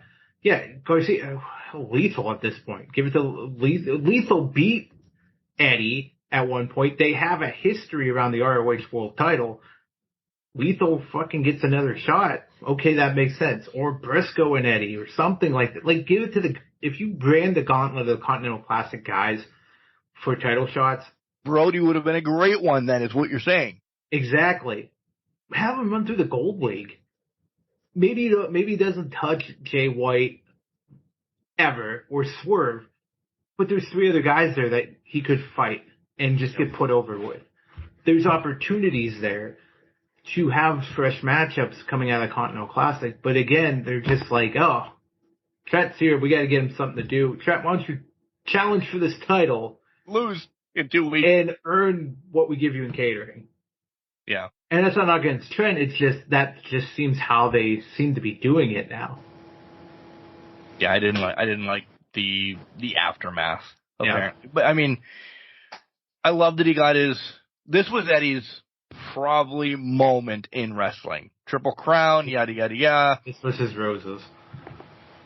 We see the fall of Eddie quickly, though. No disrespect. Eddie's going to need to be a bum again. And he's going to be a bum again. I think it starts at Revolution. I think they give Danielson, he's got there'll be Triple Crown. Danielson's got a good relationship with New Japan. That's when it all starts falling apart. And that might be what ROH needs for a shot in the ass. Claudio wasn't it. No, we thought Claudio could be it, but Claudio ended up not being what it needed. And we love Eddie, but Eddie's definitely not. Listen, this is gonna get hate. Eddie's not marketable. He's a bum. Eddie's your underdog. He's your through and through. Hey, you've made it. Now we got to take it off you and give it to somebody that's actually going to be worth a damn. And what's amazing and ironic is who was the ultimate underdog of everything imaginable. We're now saying is that's a more believable champion than you are, and you're just an underdog now. Yeah, I know how it rolls, right? It's how it rolls. We get to the main event, and was it ever about the match? By the way, the fucking promo before MJF comes out with everybody saying it's the whole New York. Yeah. He's a scumbag girl. I marked out. I literally was rolling. I loved it. Crowd was in an uproar from the time that he came out. Man, it was awesome. Cole comes out in crutches, way to give away the finish of the match. Cole, I don't think Cole should have came out with him. No, I think he should have came out like halfway through or something like that. Watch him lose, and then what transpires. But yeah, I agree with that. And I think once one thing transpired, I think Cole should have actually put the diamond ring on his chest instead of not having it. To say, look, I screwed you over. I really did have it this whole time. Well, he did end up giving it to him at one point, but then MJF lost it in the shuffle, I thought. Because I thought he had it at one point. I didn't think he had it. I thought he came out of his pocket at one point to give to MJF. I thought that's when he was looking for it. He was looking for it, and then I think it came out at one point. I thought. Maybe I'm misremembering this, but I thought it came out at one point because I think they pulled the whole Wardlow shtick, but then they made it, here it is. But MJF never got to use it at that point. I missed that then. Who knows what was going on at 11:45 at night. Well, there's a lot, yeah. Dogs, piss breaks, yada. And essentially, the only surprise I got out of this when Cole, Roddy, Matt, Mike turned, I didn't think Wardlow was going to be involved in this. I thought Wardlow had his own MJF thing, which I'm happy, but I'm sad. Because now Wardlow's still in a group, which I hated for a while. But I think this will be a group that excels. I was sad with you until Wednesday. Well, because Wednesday, it was the nuances of that whole thing made me like, this is not going to be the typical bullshit we're playing here. This is going to be something totally different. But I agree with you with that. I just don't know where you're getting F5 from. I gotta go back. Where does this F5 come from? Like, right. Well, you got a torn labrum, but we're gonna throw an F5 on Joe. And right. But I had to call that out. But I also want to go to the end of the match. The way it ended was perfectly anticlimactic. Wasn't shenanigans. It was just the guy that passed out because Joe choked him out. And he had nothing left to give. And then Joe bailed. And Joe bailed. Joe's like, I got my title. And he talked his shit afterwards. Got his title, talked the shit afterwards at the press conference, and Joe was good. Joe was only there for the title. He could care less about anything that transpired afterwards in that match. Crowd was livid. I do like this crowd. I do like the crowd in general. Livid about all of this. They were absolutely livid about everything that transpired. But, so, you were surprised by Wardlow. Were you surprised Wardlow was in the group? Yeah. I thought, if not that he was going to, MJF ever won this. We were absolutely perfect across the board on every prediction. Yeah. Boom. To a fucking T. Both of us. So you still are the reigning champion, by the way. I beat you in football. You're continuing to beat me in wrestling. This isn't how it's supposed to work. It's definitely supposed to be the other way. I take that win all the time. Let's die. We went to Broadway. I still have the title. I know. I thought Wardlow was going to maybe be the next competitor for MJF if he won. Or if he stayed around. Or whatever. That's where I thought Wardlow was building his own story. Wardlow's still the next in line, clearly, because he's got a story already with Joe. Yeah. And he might actually win it. And then Cole comes back, and that catapults that whole fucking thing into what? Because he's going to hand it over? Yeah. I don't know if he hands it over, though. But we'll have to wait and find out. But I will say, he's the perfect first opponent for Joe. But that's what I don't like. That he's the perfect first opponent for Joe. Well, let's put it this way. Is it first and only or first and many? Because we talked, Joe's transitional. Oh, yeah. So if Joe's transitional, first and only sounds pretty sweet right now. Agreed. Which would come out of fucking nowhere. I don't think anymore. Maybe in a month I'll buy that.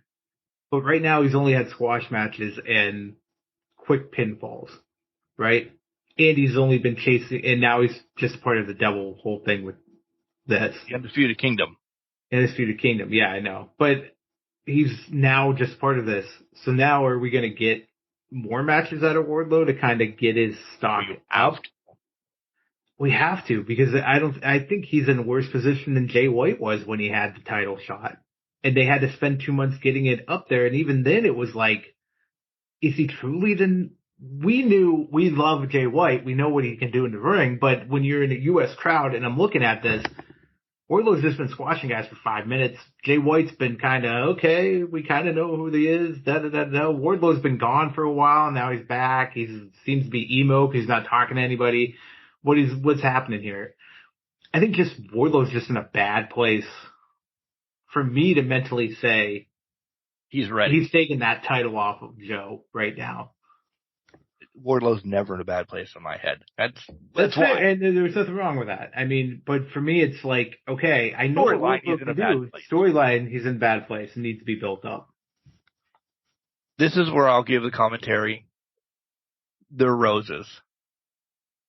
I love the way this ended. Maxwell Jacob Friedman world has just come to an end. And that if you didn't know that they weren't waiting to say that line from 0 hour until the end, that's why the pay-per-view, and you've said it for months now, that's why the pay-per-view was called World's End. Yep. It's so that they could deliver that one fucking line at the end of it. Exactly. That's all it was. Legit, there was nothing else. There was that one line or bust. So we'll do Dynamite first when we come back, and then we'll trickle over to Raw to keep the hot topic going on AEW. But I want to ask you this. In the week now, MJF has been taking off of the roster on AEW. You've heard stories of he needs surgery. If he does have surgery, he could be gone for about a year. Contract has not been signed. Yada, yada, yada. How much is story? How much is true? What are you believing? What I'm believing is I believe the contract's been signed for a while. Yep. But what I'm thinking is if they're giving him the leash of let's get rehab, let's see if he's back. But I think they're saying contract isn't signed because there's probably a clause in there. If you're not wrestling, if you're injured for over 6 months, you owe us that time. So essentially his contract probably started Jan 1, but he's injured. So until he gets back from injury, he's technically not in contract because he can't fulfill those rights of the contract. So whenever he gets back, that's when the contract kicks off. So I think it's basically for a little bit of kayfabe because we're playing he's injured, he's not working. His contract just hasn't started yet type mind frame. You know when he comes back? I already know. So, World's End? Well, I don't know. I'm not pinpointing a date. Yeah. When Adam Cole beats Wardlow for the title. I'll give you this. Cole's going to get a lengthy run with the title before MJF gets back. I honestly would not be surprised, and I jokingly said it, but I would not be surprised if in a year at World's End they say Adam Cole's world has just come down. Adam's Cole has just world has just come crashing down because he's put out MJF. MJF's gone, baby. And if they're not, now I'll give you this. Maybe he beats Wardlow at Double or Nothing. I think Double or Nothing is the catalyst for this because I don't know how long this will take to get back from. Maybe it's a little bit later in the year. But torn labrum, that's what Finn had, right? So that was about 9 months with surgery that they ballparked it or rehab or whatever. Cody too, right? Yeah. No, he had a pec tear. Yeah. He had a pec. So let's ballpark it 9-10 months. All in, all out, Wembley, MJF could be back by then. I'm actually thinking that if he's not back at that point, it's World's End and they're going to play that card. This is going to be very close. Nobody's going to know what the status of MJF is until maybe he posts a picture and says, I just had surgery. That type of thing. I will leave this and we'll go to a break and then we'll come back and answer it. We have just written our champion that we wanted last week out of the picture in the form of Swerve Strickland. It's the Cotton Candy Princess, Tiffany Avatar, and I am here to sweeten yet another podcast. That's right, Can Crushers. Welcome to Candyland. Welcome back, everybody, Can Crushers Podcast. There's no shenanigans. Let's get right back into this. So we've written out Swerve for next year's title. We have. And I love Wardlow. I love Adam Cole. I'm high on Swerve right now. I don't know. We've said this whole transition thing, and yes, we'll get to Dynamite here in a second. We have to answer this. As you said, maybe it's not Wardlow that takes it off of Joe, because maybe Wardlow does have to get built up. I think AEW sees the writing. Joe gets a title defense against Garcia or whomever on TV, yada, yada, yada. what happened in Dynamite, though, leads me the other way. Like, Swerve, it's the hot time. If he'd beat Joe, and then he gets something with the Undisputed Kingdom, and Wardlow takes it off of Swerve, and then we get to Cole. Because let me say, is Cole's injury more than we think? Are we really just saying it's only a foot? Did he get dinged again? And we don't know, or they're not telling us the whole concussion protocol with him? There's a lot going on with Cole that he kind of even dabbled around. He says, when I come back. Fuck, that could be a year as well, right? Mm-hmm. But he could still be the mouthpiece, the manager, whatever you want to call of the Undisputed Kingdom right now, and still be on TV doing his shenanigans.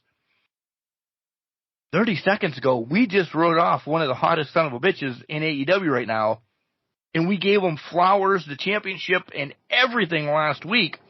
That fast, Swerve has dropped. And I don't think he's dropped, because I will go to an AEW card just to see Swerve.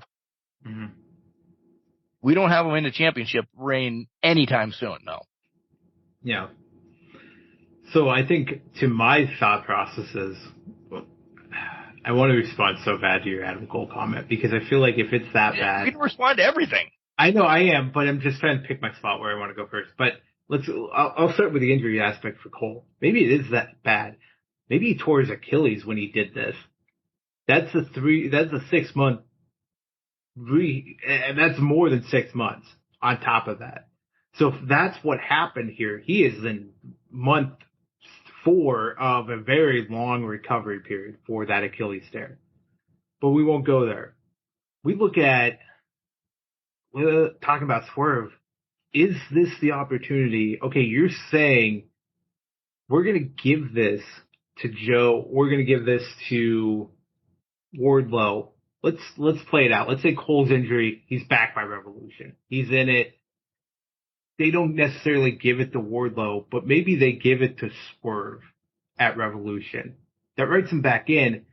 But I feel like the Mogul Embassy and now this Undisputed Kingdom is going to be a faction versus faction type thing that leads us to Double or Nothing, where Cole could get the title or Wardlow could get the title. Excuse me. And then we take it one step further. There's blood and guts written all over that match. And then Adam Cole might be ready. By the time Swerve's out of the picture, Adam Cole's now ready to run with it. The other flip side of this is maybe Cole's done being injured, but they're playing the part on TV of... Oh, yeah, that's what I thought, too. Yeah, let's play the part of, oh, hey, Wardlow can get the title for a hot second. We'll tease it, and then maybe he gets beat out of it. Or somebody else wins the title. Adam Cole makes a big stink. We're going to go back and forth, and it's going to be a whole thing, and then Cole's going to eventually come in and swoop and steal the title. There's a lot of possibilities here to work Swerve back in. But I still like the possibility that Swerve is just not in the picture, because I really don't think Tony Khan's learned his lesson from the Acclaimed. When the Acclaimed were hot, he didn't strike. Yep. And then he waited 2 weeks, and it was not what it needed to be. No. And they've fallen from then. They have fallen from then. I think if they would have hit when the iron was hot, hit it, boom, Acclaimed to catapult into another stratosphere at that point. I probably would have bought the DLC by now. Probably. Me too. But you sit back and you're like, well, it's the Acclaimed. And it was fun for a while. You know, we had fun with the scissoring and all that BS, but then it also gets to a point where it's like, what have you done for me lately? Where are you on TV? I get they wrote him off in the Devil storyline, but they also weren't doing much before that. No. I'm intrigued by the Bullet Club Gold Acclaimed dynamic against the Undisputed Kingdom, because we might as well just go into that segment when we were talking. Yeah, let's just go all Dynamite now. Yeah, let's go all Dynamite. But I'm intrigued by the dynamic that was created at the end of that segment. But I'm also not buying the Acclaimed and Bullet Club Gold are going to fight each other to get to the Kingdom I'm also not buying that they're going to join together and then face the Kingdom itself. No. I want to hear this topic about Cole that you want to shit on me about. About the whole... Oh, I wasn't shitting on you about it. I was talking about the injury, and that's where I brought up it's the Achilles. What is it, an Achilles tear? And we're just not talking about, we're still framing it as, oh, it was a shattered ankle break or whatever it was. My head instantly went to when he was going to get a WWE call up to the main roster that Vince wanted him to be a manager. Yeah. So I thought he's kind of doing this spot right now to shit on the WWE because he can still show. See how it went a different turn. No, I can buy that because if you think about it, he's shitting on the WWE. He's talking his smack. But they're doing it under the guise of, oh, he's injured, but he could still do it if he wanted to. Right. Yeah, I could buy that. So essentially, we discovered the first 25 minutes. This was a little long, by the way, to start Dynamite. Yeah, it went wild. But we have to... Wait, go ahead. No, I want to hear what you have to say first. Everybody was going crazy about Dynamite. Absolutely crazy. Probably one of the best Dynamites ever. What did I miss? It was good. It wasn't good to great. It sure as shit wasn't great. It was serviceable. Yeah. What would we miss? I don't know, because, like, if I go through what I watched, I'm not finding anything that was really that fantastic. Right. Yeah. It just nothing really stood out. Swerve and Garcia was more or less, hey, okay, great young talent going after each other, but we're getting to the point after the match. We don't care. The match was the match, but we need to get to the story after the match. The Continental title eliminator match, okay, great, these four guys are in it. We've already shit on that. Before we rip it completely apart, let's go to the Swerve Garcia match. The dance-off between Nana and Garcia, unbelievable. I loved it. Fantastic, yeah. As a match, I enjoyed it. Yeah.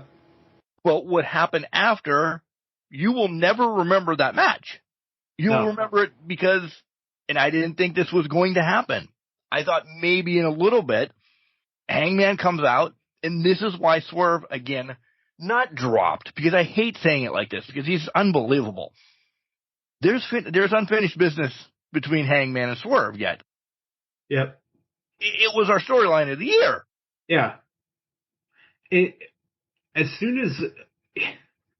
Well, first of all, it was suspicious that Renee's interviewing Daddy Magic just randomly in the back, near a fucking exit, first of all.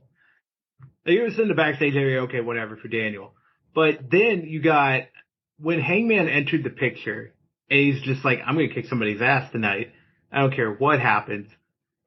You're sitting in the match, and it's like, oh, he's coming out here. He's not taking Daddy Magic. He's not taking Daddy Magic out. He's not going to fight somebody randomly in the back. He's taking somebody out here. And he's not going to take on the Undisputed Kingdom by himself. Right. So there's only one logical person. Yeah, there's only one logical person that it's going to be. He better win the match so that he's standing tall and Hangman's not fucking jumping a guy that's on the ground. Right. Yeah. Because that serves no purpose then in the story. Oh, it ruins Hangman then because he's just beating up a defenseless guy on the ground, basically. Yeah. So that's essentially where I like your idea to wrap back around what started the segment. Maybe it is Swerve for a little bit to get it off of Joe, but we have to tidy up this Hangman thing. And I'm not saying thing like it's nothing, but I think Joe has it till Revolution. I think so too. I think there is at the end of January a number one contender, some sort of fucking blood of your firstborn match or whatever it ends up being between Swerve and Hangman, because it's literally, I don't know where they can go, but I think they have the blow off on free television at this point to get to unbelievable at this point. Yeah. The downfall is this will hurt the story because of what we've seen. Yeah. If You have can't to get that pull off graphic. no.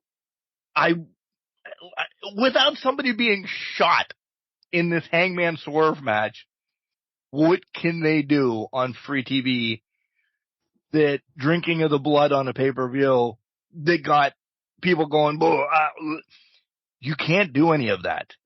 No. And even if they call it the lights out match, it ain't fucking anything going to happen on there. No. We literally need a exploding. Now we need the exploding barbed wire death trap and hope it actually explodes this time. Orange against Dante. Essentially, we shit on this already too. I'm not doing it. It was what it was. Hey, Orange defended against Dante. Some cool moves, but nothing really. And hey, your boys are back. Private Party, baby. I have been wondering for about a half a year where Mark Quinn was. So this is. That was, listen, referencing last week's show so much. That will not even be in the top 20 of return. That was so lackluster. It was lackluster. It was random as shit. Like, the only reason it happened was because they happened to bring out everybody at their mother for Best Friends and fucking, whatever Top Flight. I couldn't think of their fucking name. But. Good, he's back. Then they want to fight everybody. And the Hardys, too. I mean, Jesus. They saved their career for a while, and now look at them. Back-to-back segments that weren't back-to-back. Renee with Tony. Perfume's overwhelming. She hates New Jersey. She's headed to New York City. She's not watching Mariah. She's pissed. She doesn't watch wrestling. She doesn't watch wrestling at all. I mean, how does a star have time to watch wrestling? So we get to Mariah's match. It gets Queen Aminata. And listen, I've loved Queen Aminata forever. This is somebody that needs to be signed. She should be AEW. She should be Elite already. You don't know her story. Look it up. She lost her dad recently and just powering through and everything. Unbelievable. Mariah gets her first win. Renee slides into the ring to do an interview. And I like this person. I really do. Aren't you building up Mariah to be one of your top tier stars? I would think so. So I know exactly where this question's going, and you agree. Just fucking buried her with Deonna. And I'm not knocking Deonna. I've loved Deonna forever. I have. I understand it's in New Jersey. She gets a big pop.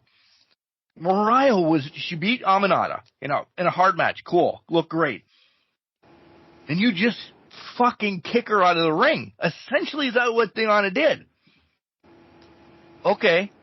So, Mariah not anywhere near where we thought she was going to be coming from Stardom, being a big star that you signed. Go ahead.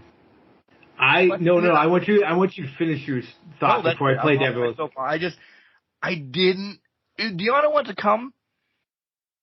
Cool. Not that first match. Like, you're supposed to be building up Mariah for people that don't know her Stardom stuff or whatever. And she just fucking literally kicked her out of the ring. Yeah. This is why I love doing this podcast, because I was with you 100% in agreement with you to your point when you started talking through it. Then it jogged my mind and in thinking now, okay, I'm going to theater for this one. Nice. Mariah is trying to be the understudy for Tony, right? Right. Understudies get no fucking respect whatsoever in the business until they make it to being a star. So now, already, I know where you're going. Fucking hate you. Go ahead. Queen Aminata slapped her fucking slapped her around in that match. Let's be honest. They were stiff shots before and during and after that match. Then you have Deonna come out, do the exact same thing, shit on her and say, I just want Tony. I don't give a shit about you. Da-da-da-da-da. Stiff kick out of the ring for Mariah. Yeah. We're talking Harrison Ford get off my plane level kick at that point. But I think right now they're playing it. It's going to be the no respect. You're going to be disrespected understudy play for right now until Mariah May has built herself up to also be, I'm not taking this shit no more from anybody. I've been kissing your ass, kissing your foot, kissing this, kissing that. And then she's going to build herself. And is the goal for her to become the heel in this whole thing? Or is it for her to become the face out of it and rise up and overcome being disrespected? I don't know. But I think that's the card they're playing here, is this understudy that's just shit on left and right. I get it. Because it makes perfect sense now. No. I was in the same... Deonna being all elite. Yeah.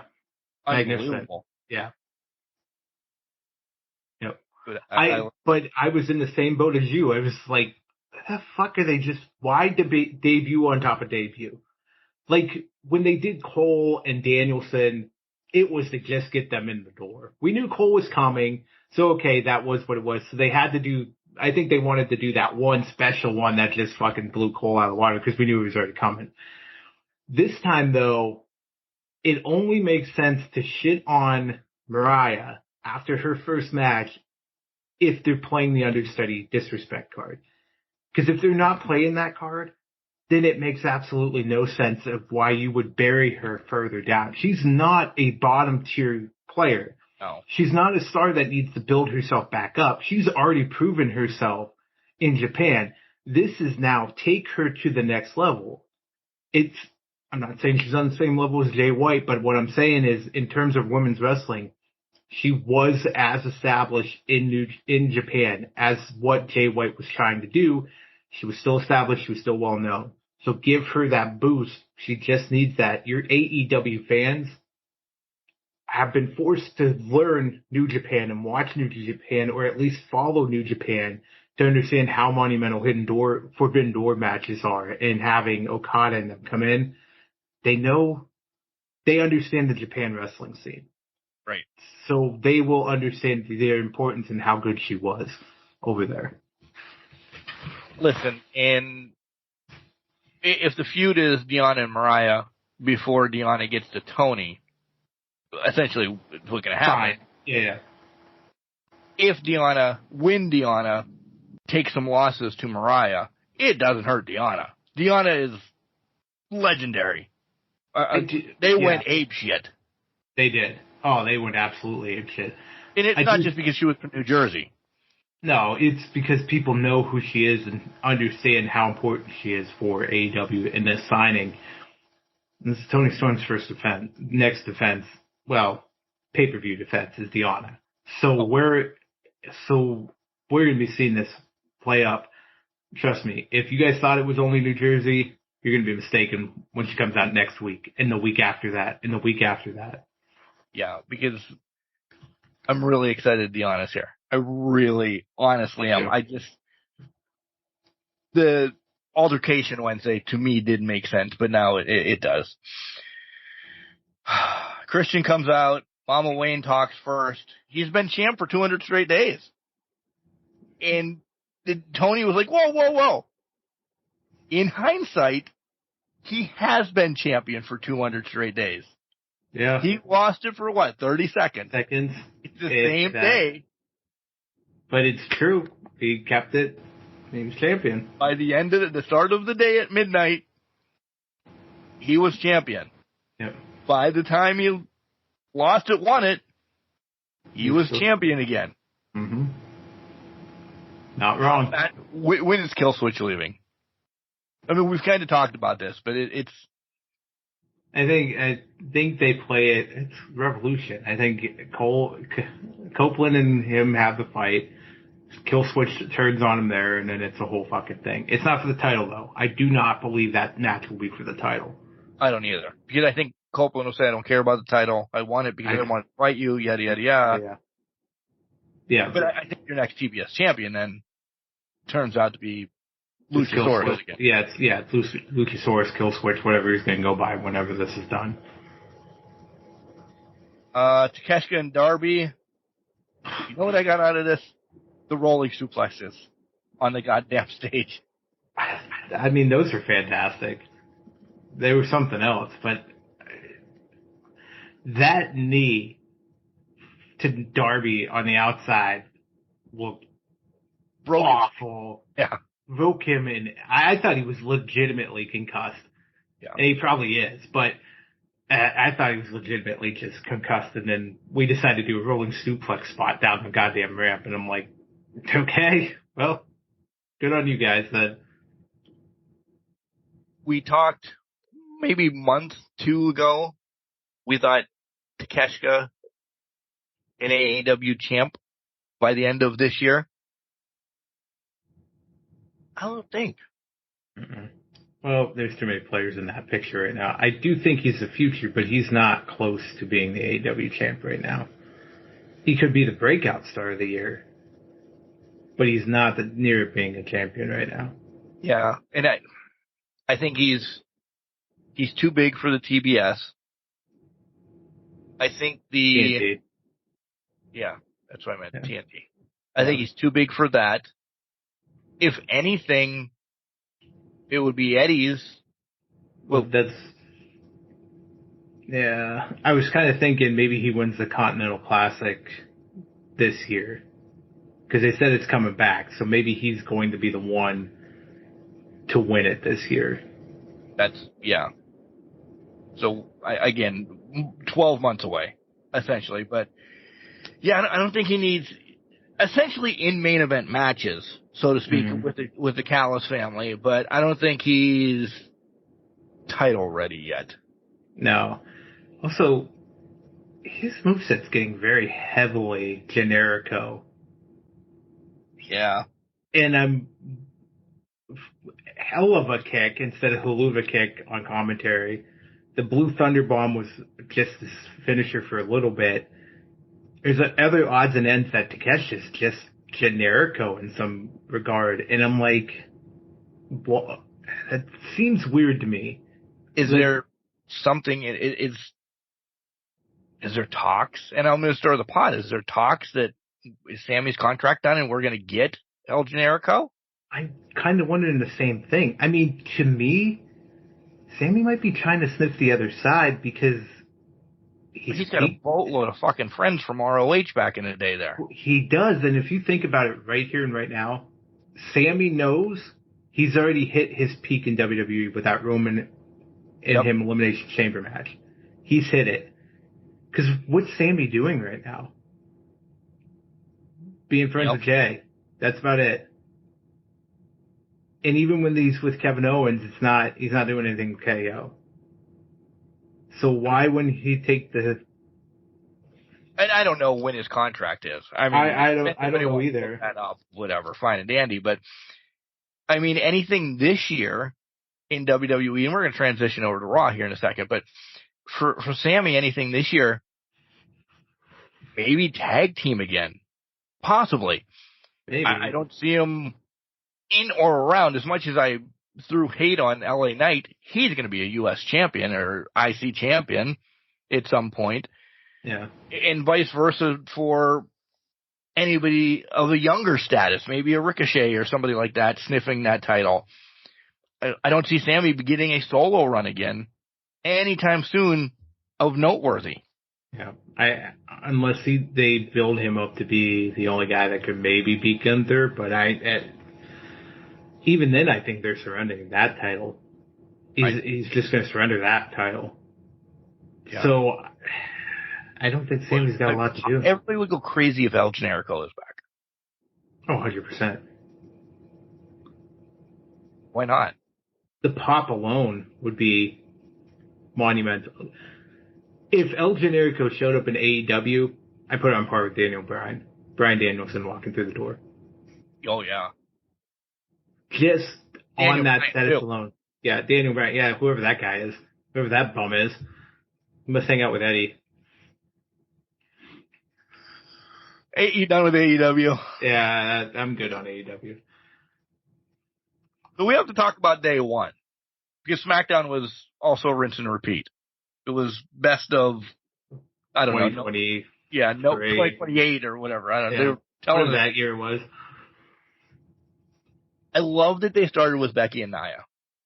I really did. I'm like, we've been waiting 5 years for this. Yeah. In the callback, I was shocked it was so Nia, though. But I'm intrigued to where this is going.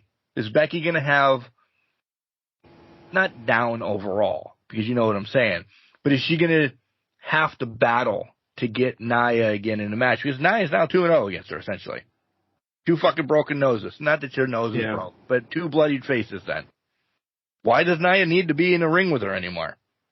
She doesn't. And you're saying, does she battle back? I'm saying, I think this was just to get Nia over and put an end to all of it. What's a good way to put Nia over? Have Becky lose to her. That already doesn't hurt Becky. This doesn't hurt Becky at all. And they also do, now I'm going to play this card, and I'm not saying this is my prediction, but they always play the card where whoever wins the Rumble usually has a downturn before the Rumble win. So Becky just had, you could arguably say, the biggest pride loss in her career, because this is somebody that broke her face, has trashed her, has belittled her, has made her feel small, and she just beat her again. It's Nia against Ripley at the Rumble. These are not my predictions. I'm just throwing stuff against the wall. Nia and Ripley at the Rumble. Becky wins the Rumble. Nia loses the match. There's an altercation there that maybe happens. You know, we have 2 teams, whatever, of the Elimination Chamber for the women. There's kind of a blow-off there. Becky gets her title shot at Mania because she just won the Rumble. Nia's back in the back corner again, sulking because the man is still the man. Yeah. Then you have your first title defense against Nia at Backlash. Yeah. That I couldn't have booked it better myself. That's probably exactly how it's going to go down. I've broken your face twice. I want a match. Give me your title shot. Okay. Elimination Chamber, title shot on the line. Becky wins, solidifies it. Come back around, Becky's a champion. I've still broken your face. Yeah. Becky re-solidifies how good she is. It's the way to do it. And Nia doesn't get hurt by it. No, it only helps building Nia. Her up again. Exactly. You're kind of building her up again. It's giving her a legitimate story against a legitimate main event level woman. It's only win-win for Nia at this point. In general. Because Raw was good, but there was also a lot of Cody and Shin's. Everybody wants us to go to what happened real quick. Right? Probably. Do you smell it? Do I smell what? I don't smell what things, you know. Whether it's cooking or sitting at a bar or anything like that. I don't know if I smell it. You have to Irving. That's why she's part of the thumbnail. Listen, if she's not in on what's going on, she's a fucking wrestling fan. Yeah, she is unbelievable. 100%. So The Rock returns. By the way, I knew right off the bat it was going to be Jinder. People hate fucking Jinder. I love Jinder Mahal. I think I do too. I was pissed they hindered Jinder with this whole thing. Right? I am a Jinder fan. I love when he was champ. Listen, we say it all the time. You don't get that heel a la Iron Sheik. Jinder is that can be that heel. Everybody just despises him because this is horrible because he's from another country. He hates him. He hates us. Yada, yada, yada. When he comes out, everybody's pissed. Did you hear Jinder throw in some Rock mannerisms? Oh, yeah. Through the mannerisms. Yeah. Mannerisms, you knew, and then he started throwing Shiki around. He was just poking a bear to get the people. He knew what he was doing. This may be Return of the Year. It could possibly, I mean, it's pretty big. If we're getting 1 or 2 matches out of The Rock, it's pretty big. The question is, what's the sequence now? Right. And this is where, let's pause. What else do you want to talk about on Raw? I'm not being a big jackass. Seth and Drew was good, but we've seen it. We've seen it. It was the same rinse, repeat. Different ending. Give them credit for that. The Claymore with that, the almost win for Drew, fucked himself over, and then it ended for him. So that was decent. What else did we have going on? I wanted more from Ivy and Rhea, but it didn't.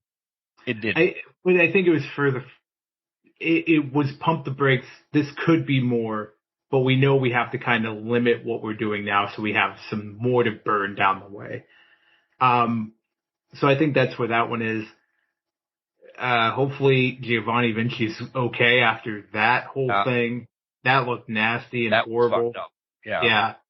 So hopefully he's good. And kudos to Awesome Truth for reuniting and winning against Judgment Day.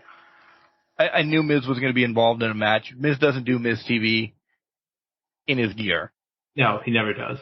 But he's a suit guy, guys. He's not just out in his underwear, just hanging out, doing interviews.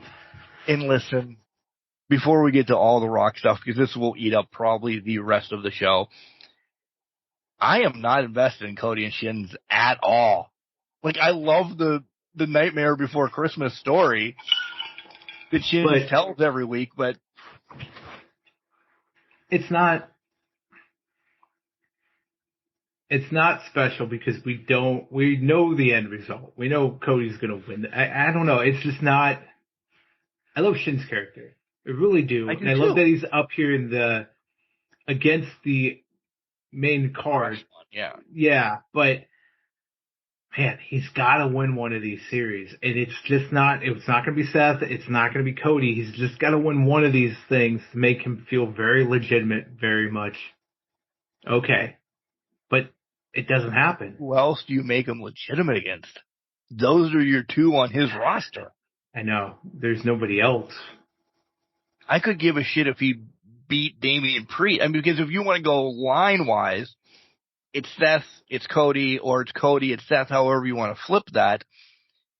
Then it would be Priest since he's next in line that I think isn't going to happen anytime fucking soon. No. I have no idea. And or Gunther, which I think is actually above him. So Shin's, at best, is 5. Yeah, at best. And even then, I don't even know if he's 5. I wouldn't even put him at 5. I'm just saying, at best, he's 5. And I'm not putting him probably maybe 8. Right. But, all right. Let's get back. Because what is the timeline? The Rock comes back. He's sitting at the head of the table, or he announces that he's going to eat. I hope he went to like an IHOP, by the way. That late at night, IHOP. Yeah, definitely Waffle House. Oh, Waffle House. Yeah. I'm going to be going to Waffle House in Scranton pretty soon, by the way. Oh, yeah? Yeah. Oh, nice. That's a legit thing, by the way, when I go see Nathaniel and Shelby once they have their baby. But I digress.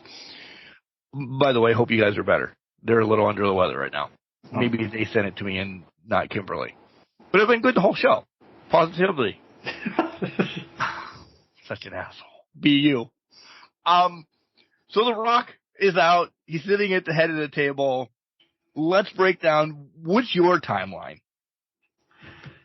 So I've been playing with, I literally have tossed thousands of ideas. Well, no, probably not thousands, but a couple ideas through my head. For me, Rock and Roman, Elimination Chamber, Cody at Rumble. I've also flipped that. The newest one that I've been thinking of is Cody doesn't finish his story this year, and they push it another fucking year. Cody doesn't win the Rumble. We know, we think, we have a guess at who could win the Rumble. Cody doesn't win the Rumble. Cody tries a Chamber. Cody doesn't win the Chamber. Something else happens. Or it's just too big of a match that Cody can't get past The Rock, essentially. So it's Rock Roman 40. Cody's got to wait one more year to attempt to get Roman in the story. Because let's face it, it has to be Roman. And it goes back to your point a couple weeks ago. Roman's close to breaking Hogan's record. There's a way to get it there. You've forgotten somebody else in the picture of this. Okay. Randy Orton. Yeah. So Orton's, apparently, as you guys probably know more from last night, I don't even have TV on right now. It's on. Roman returned last night. Orton's 9 out of 10 getting the shot at Rumble. Right? Yeah. Nothing else is built. Cody and Rock are definitely plug-and-play stories that you could make happen in this 3 weeks for a Rumble match. Right. No fucking way Cody's winning in a Rumble, right? That's not where your franchise, essentially, is going to win his title and end this story. Mm-hmm. Okay. So you got Randy. Boom. Fine and dandy. We moved to Elimination Chamber, but The Rock has now thrown his name in the table. 70,000 people in Perth. You're giving them, and I hate to say this, Australian listeners, you're giving them The Rock and Roman over there? Do you want to see the backlash over here? Turn in at 4:30 in the morning, right? What? But it doesn't need to be for the title. Yeah. Correct? Correct. But if Roman still has him, why wouldn't he? Yeah. No way in hell Rock's winning this. Correct? Short term. So. 1-2 pay-per-views. If Rock wins it at Chamber, the rematch is at WrestleMania. And yeah. But it's a rematch then at WrestleMania. Right. And it's a month barring storyline to build up. And I know the rematch is it's in the clause, yada, yada, yada. Is it as big as the first one? No. Should it be a main event then? No. So we're getting a Rock and Roman at WrestleMania. Cody has to win the Elimination Chamber to get a title shot. Essentially, probably. Because we've thrown it out there. We think CM's winning, challenging Seth. Yeah. Makes sense. Okay. So now you have, I'm going to shit on this as well. The women aren't getting a main event at WrestleMania. Because one of the nights is going to be Rock Roman. The other night, Seth Punk. Oh, wait. Cody's not getting a main event at WrestleMania either? No, he settles. Wait, so here's the thing. My mind has been blown. And mine too. And here's the thing. If you're Cody Rhodes, what match do you take that could be even closely comparable to not finishing the story?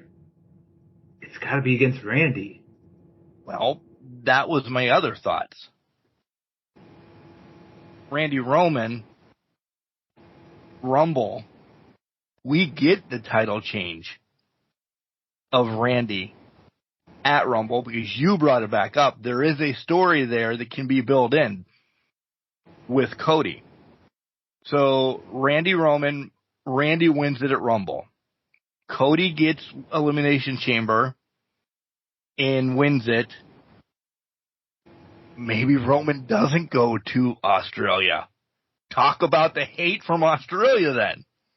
Of 70,000 people not getting Roman. Or you get the rematch of Randy Roman there. And so much happens that there's just no finish to the match. CM won the Rumble. Yada, yada, yada. So now you have 3 main event matches. You have CM Seth.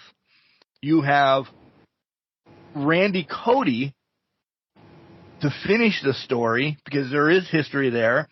And now you have Rock and Roman. If that doesn't end night 2, what the hell do you do? Cody ends night 1 with Randy to end the story. You just have the person that's held this new title of Seth Rollins, your hardest worker guy, that's not possibly, I don't know, dropping this title to CM Punk. Where do you put them? Do they kick off the whole weekend? You can't have Punk, who is your fucking now $1 billion baby. I don't know how much he's making. I'm just throwing numbers out there. Your $1 billion baby that's returned after 25 years of the WWE for 15 minutes at WrestleMania. See ya, Philly. I'm not even there Sunday. I think they might have a little bit too much going on, which is great for wrestling fans, but I think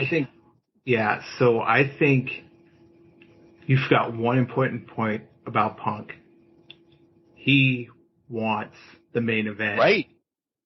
They had to have That's why promised he him. laid in the ring his last Rumble pouting. Yep. That is why he's got that probably written in the contract. That is the first thing that happens. Rumble win, main event WrestleMania. Could be night 1, could be night 2. So let me throw this out. So does Cody and Randy go on before Rock and Roman? Cody and Randy go halfway through whatever night they want to put them on. It is not for the title. I will die on this hill right now because you cannot finish the story against Randy Orton. That is not the story that's being told here. There was never the mountain. That was never the hill. It has to be against Roman. So Roman has to keep this title. Oh, I predicted it last week. I agree. You did predict it last week, and I'm going off of that because the Rock has thrown the monkey wrench of all monkey wrenches in this whole entire thing. So to me, when Randy and Cody face, it has to be Randy Orton that Cody faces. And it has to be at WrestleMania as the compromise. You give us one more year, we will give you the title from Roman in 1 year's time. That's a lot of faith and a lot of things that Cody Rhodes is putting in the WWE right now. Yeah. Rock and Roman, it's essentially do or die time. You have to do it if you're going to pull the trigger. And Rock's saying, I'm willing to work with you guys to do this match. Yep. So, continue to stir the pot. Cody has really, since he's been back to WWE, has not fallen on hard times. Storyline with Seth. Won it. Storyline with Brock. Has won it. Storyline, who else was in there?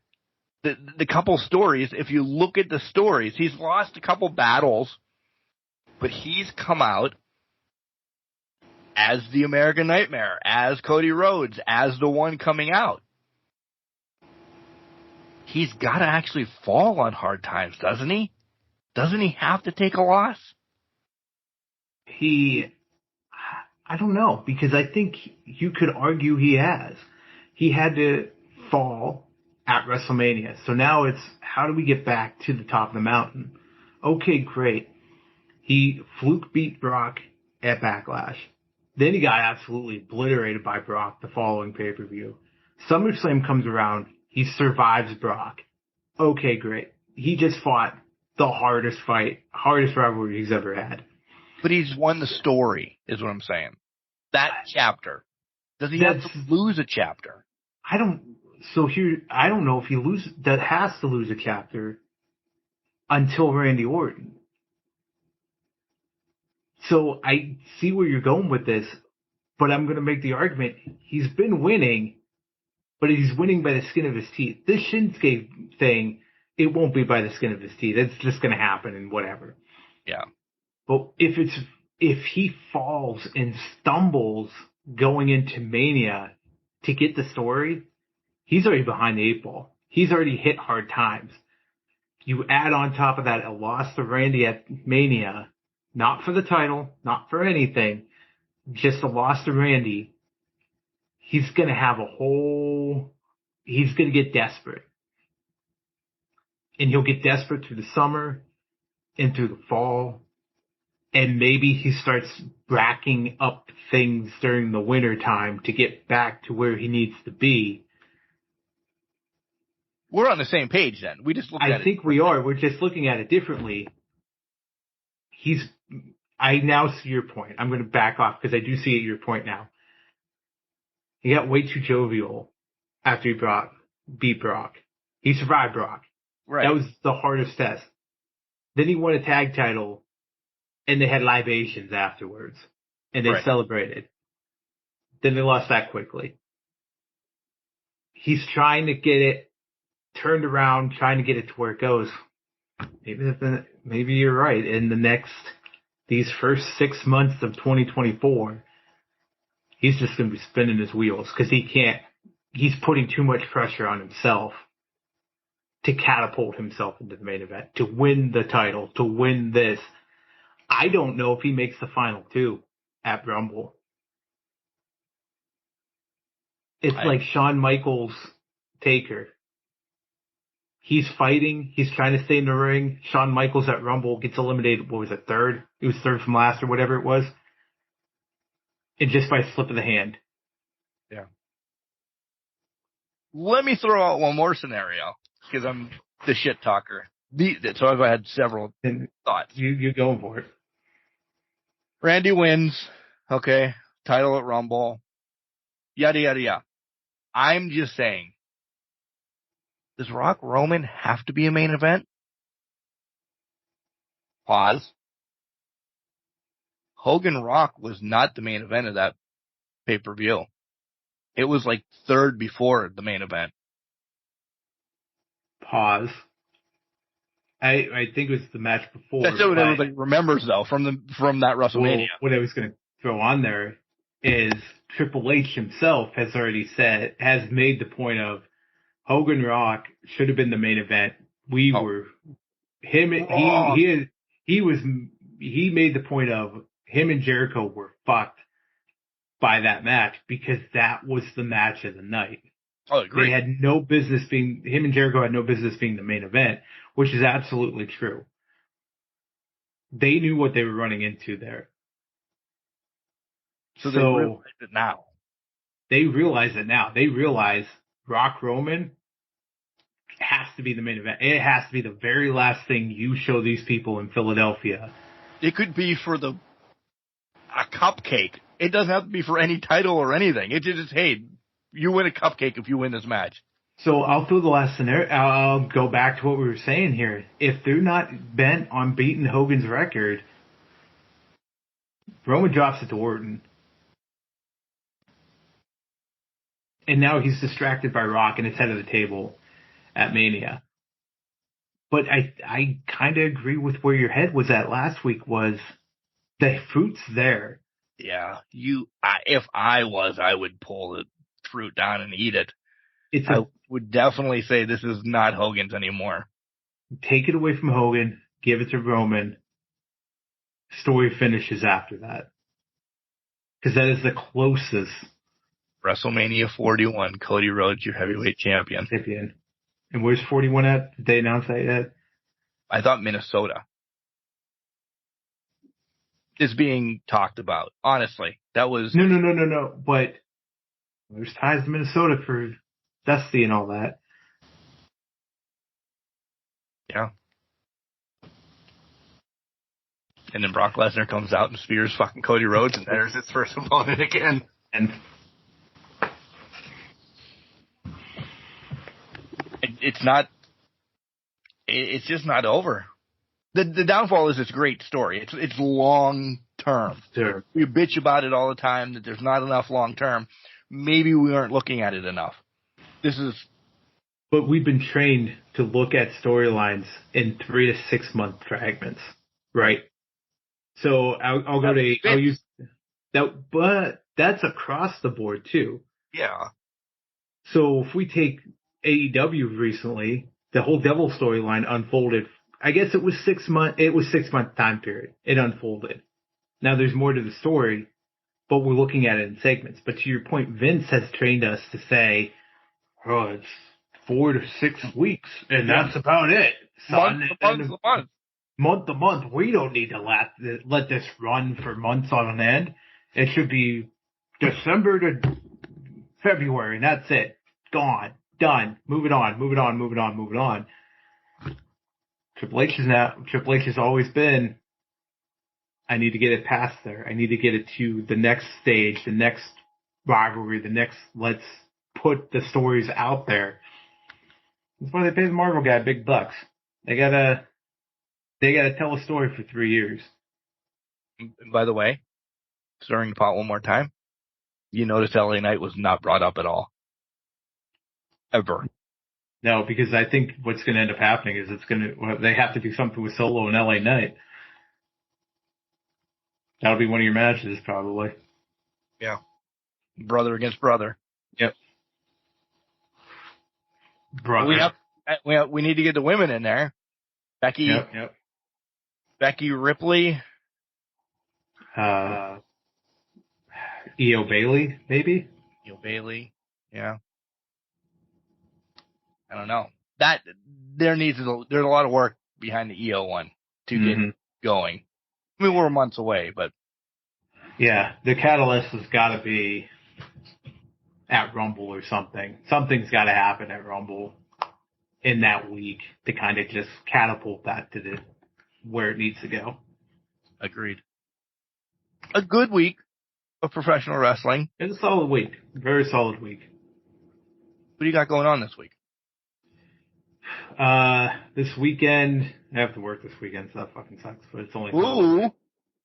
For a fucking full week back and you have to work the weekend? It's our quarterly upgrade thing, so I have to get online early Sunday morning. You? Yeah, I know. Well, it's get online on Sunday morning, just do some testing and all that shit, so it's not that bad. Just still getting this house, things settled in this house. I gotta take down Christmas decorations because those still have not come down because I just have not had time. And I'm done looking at it. I love Christmas, but January. I'm tired of the fucking lights going on at 5 o'clock. I could unplug them, but then I just sit out there and do nothing till I get them out. And so. Oh, your blow-ups are still out there too? They're still out there too. I have not got to them yet. So whatever. But this week is going to be that. Get this house in order. That's what I need to do. It's just, there's so much shit right now that's just in my space. So I gotta feng shui the fuck out of this place and get it to where it needs to go. So what are you up to? I had a couple games this weekend. If I don't have to change, shower, or anything besides let the dogs out, I'm going to take it as that because games, interviews, and more to come. It's going to be busy in a couple weeks. So I know I have to take my pause now. Even though I don't need a pause right now, I know I need to take it now prior to the craziness that's coming. That's fair. So, take it while you can and be prepared for the rest, yeah. Yeah. Other than that, be you. Yeah, be you, be positive. So, that's it. All right. Love you, bye. Love you, bye. See you guys. No, just kidding. Remember, just because you're trash doesn't mean you can't do great things. Your garbage can, not a garbage can, not. Make sure you tell your loved ones that you love them. Because you never know. Whoop, whoop.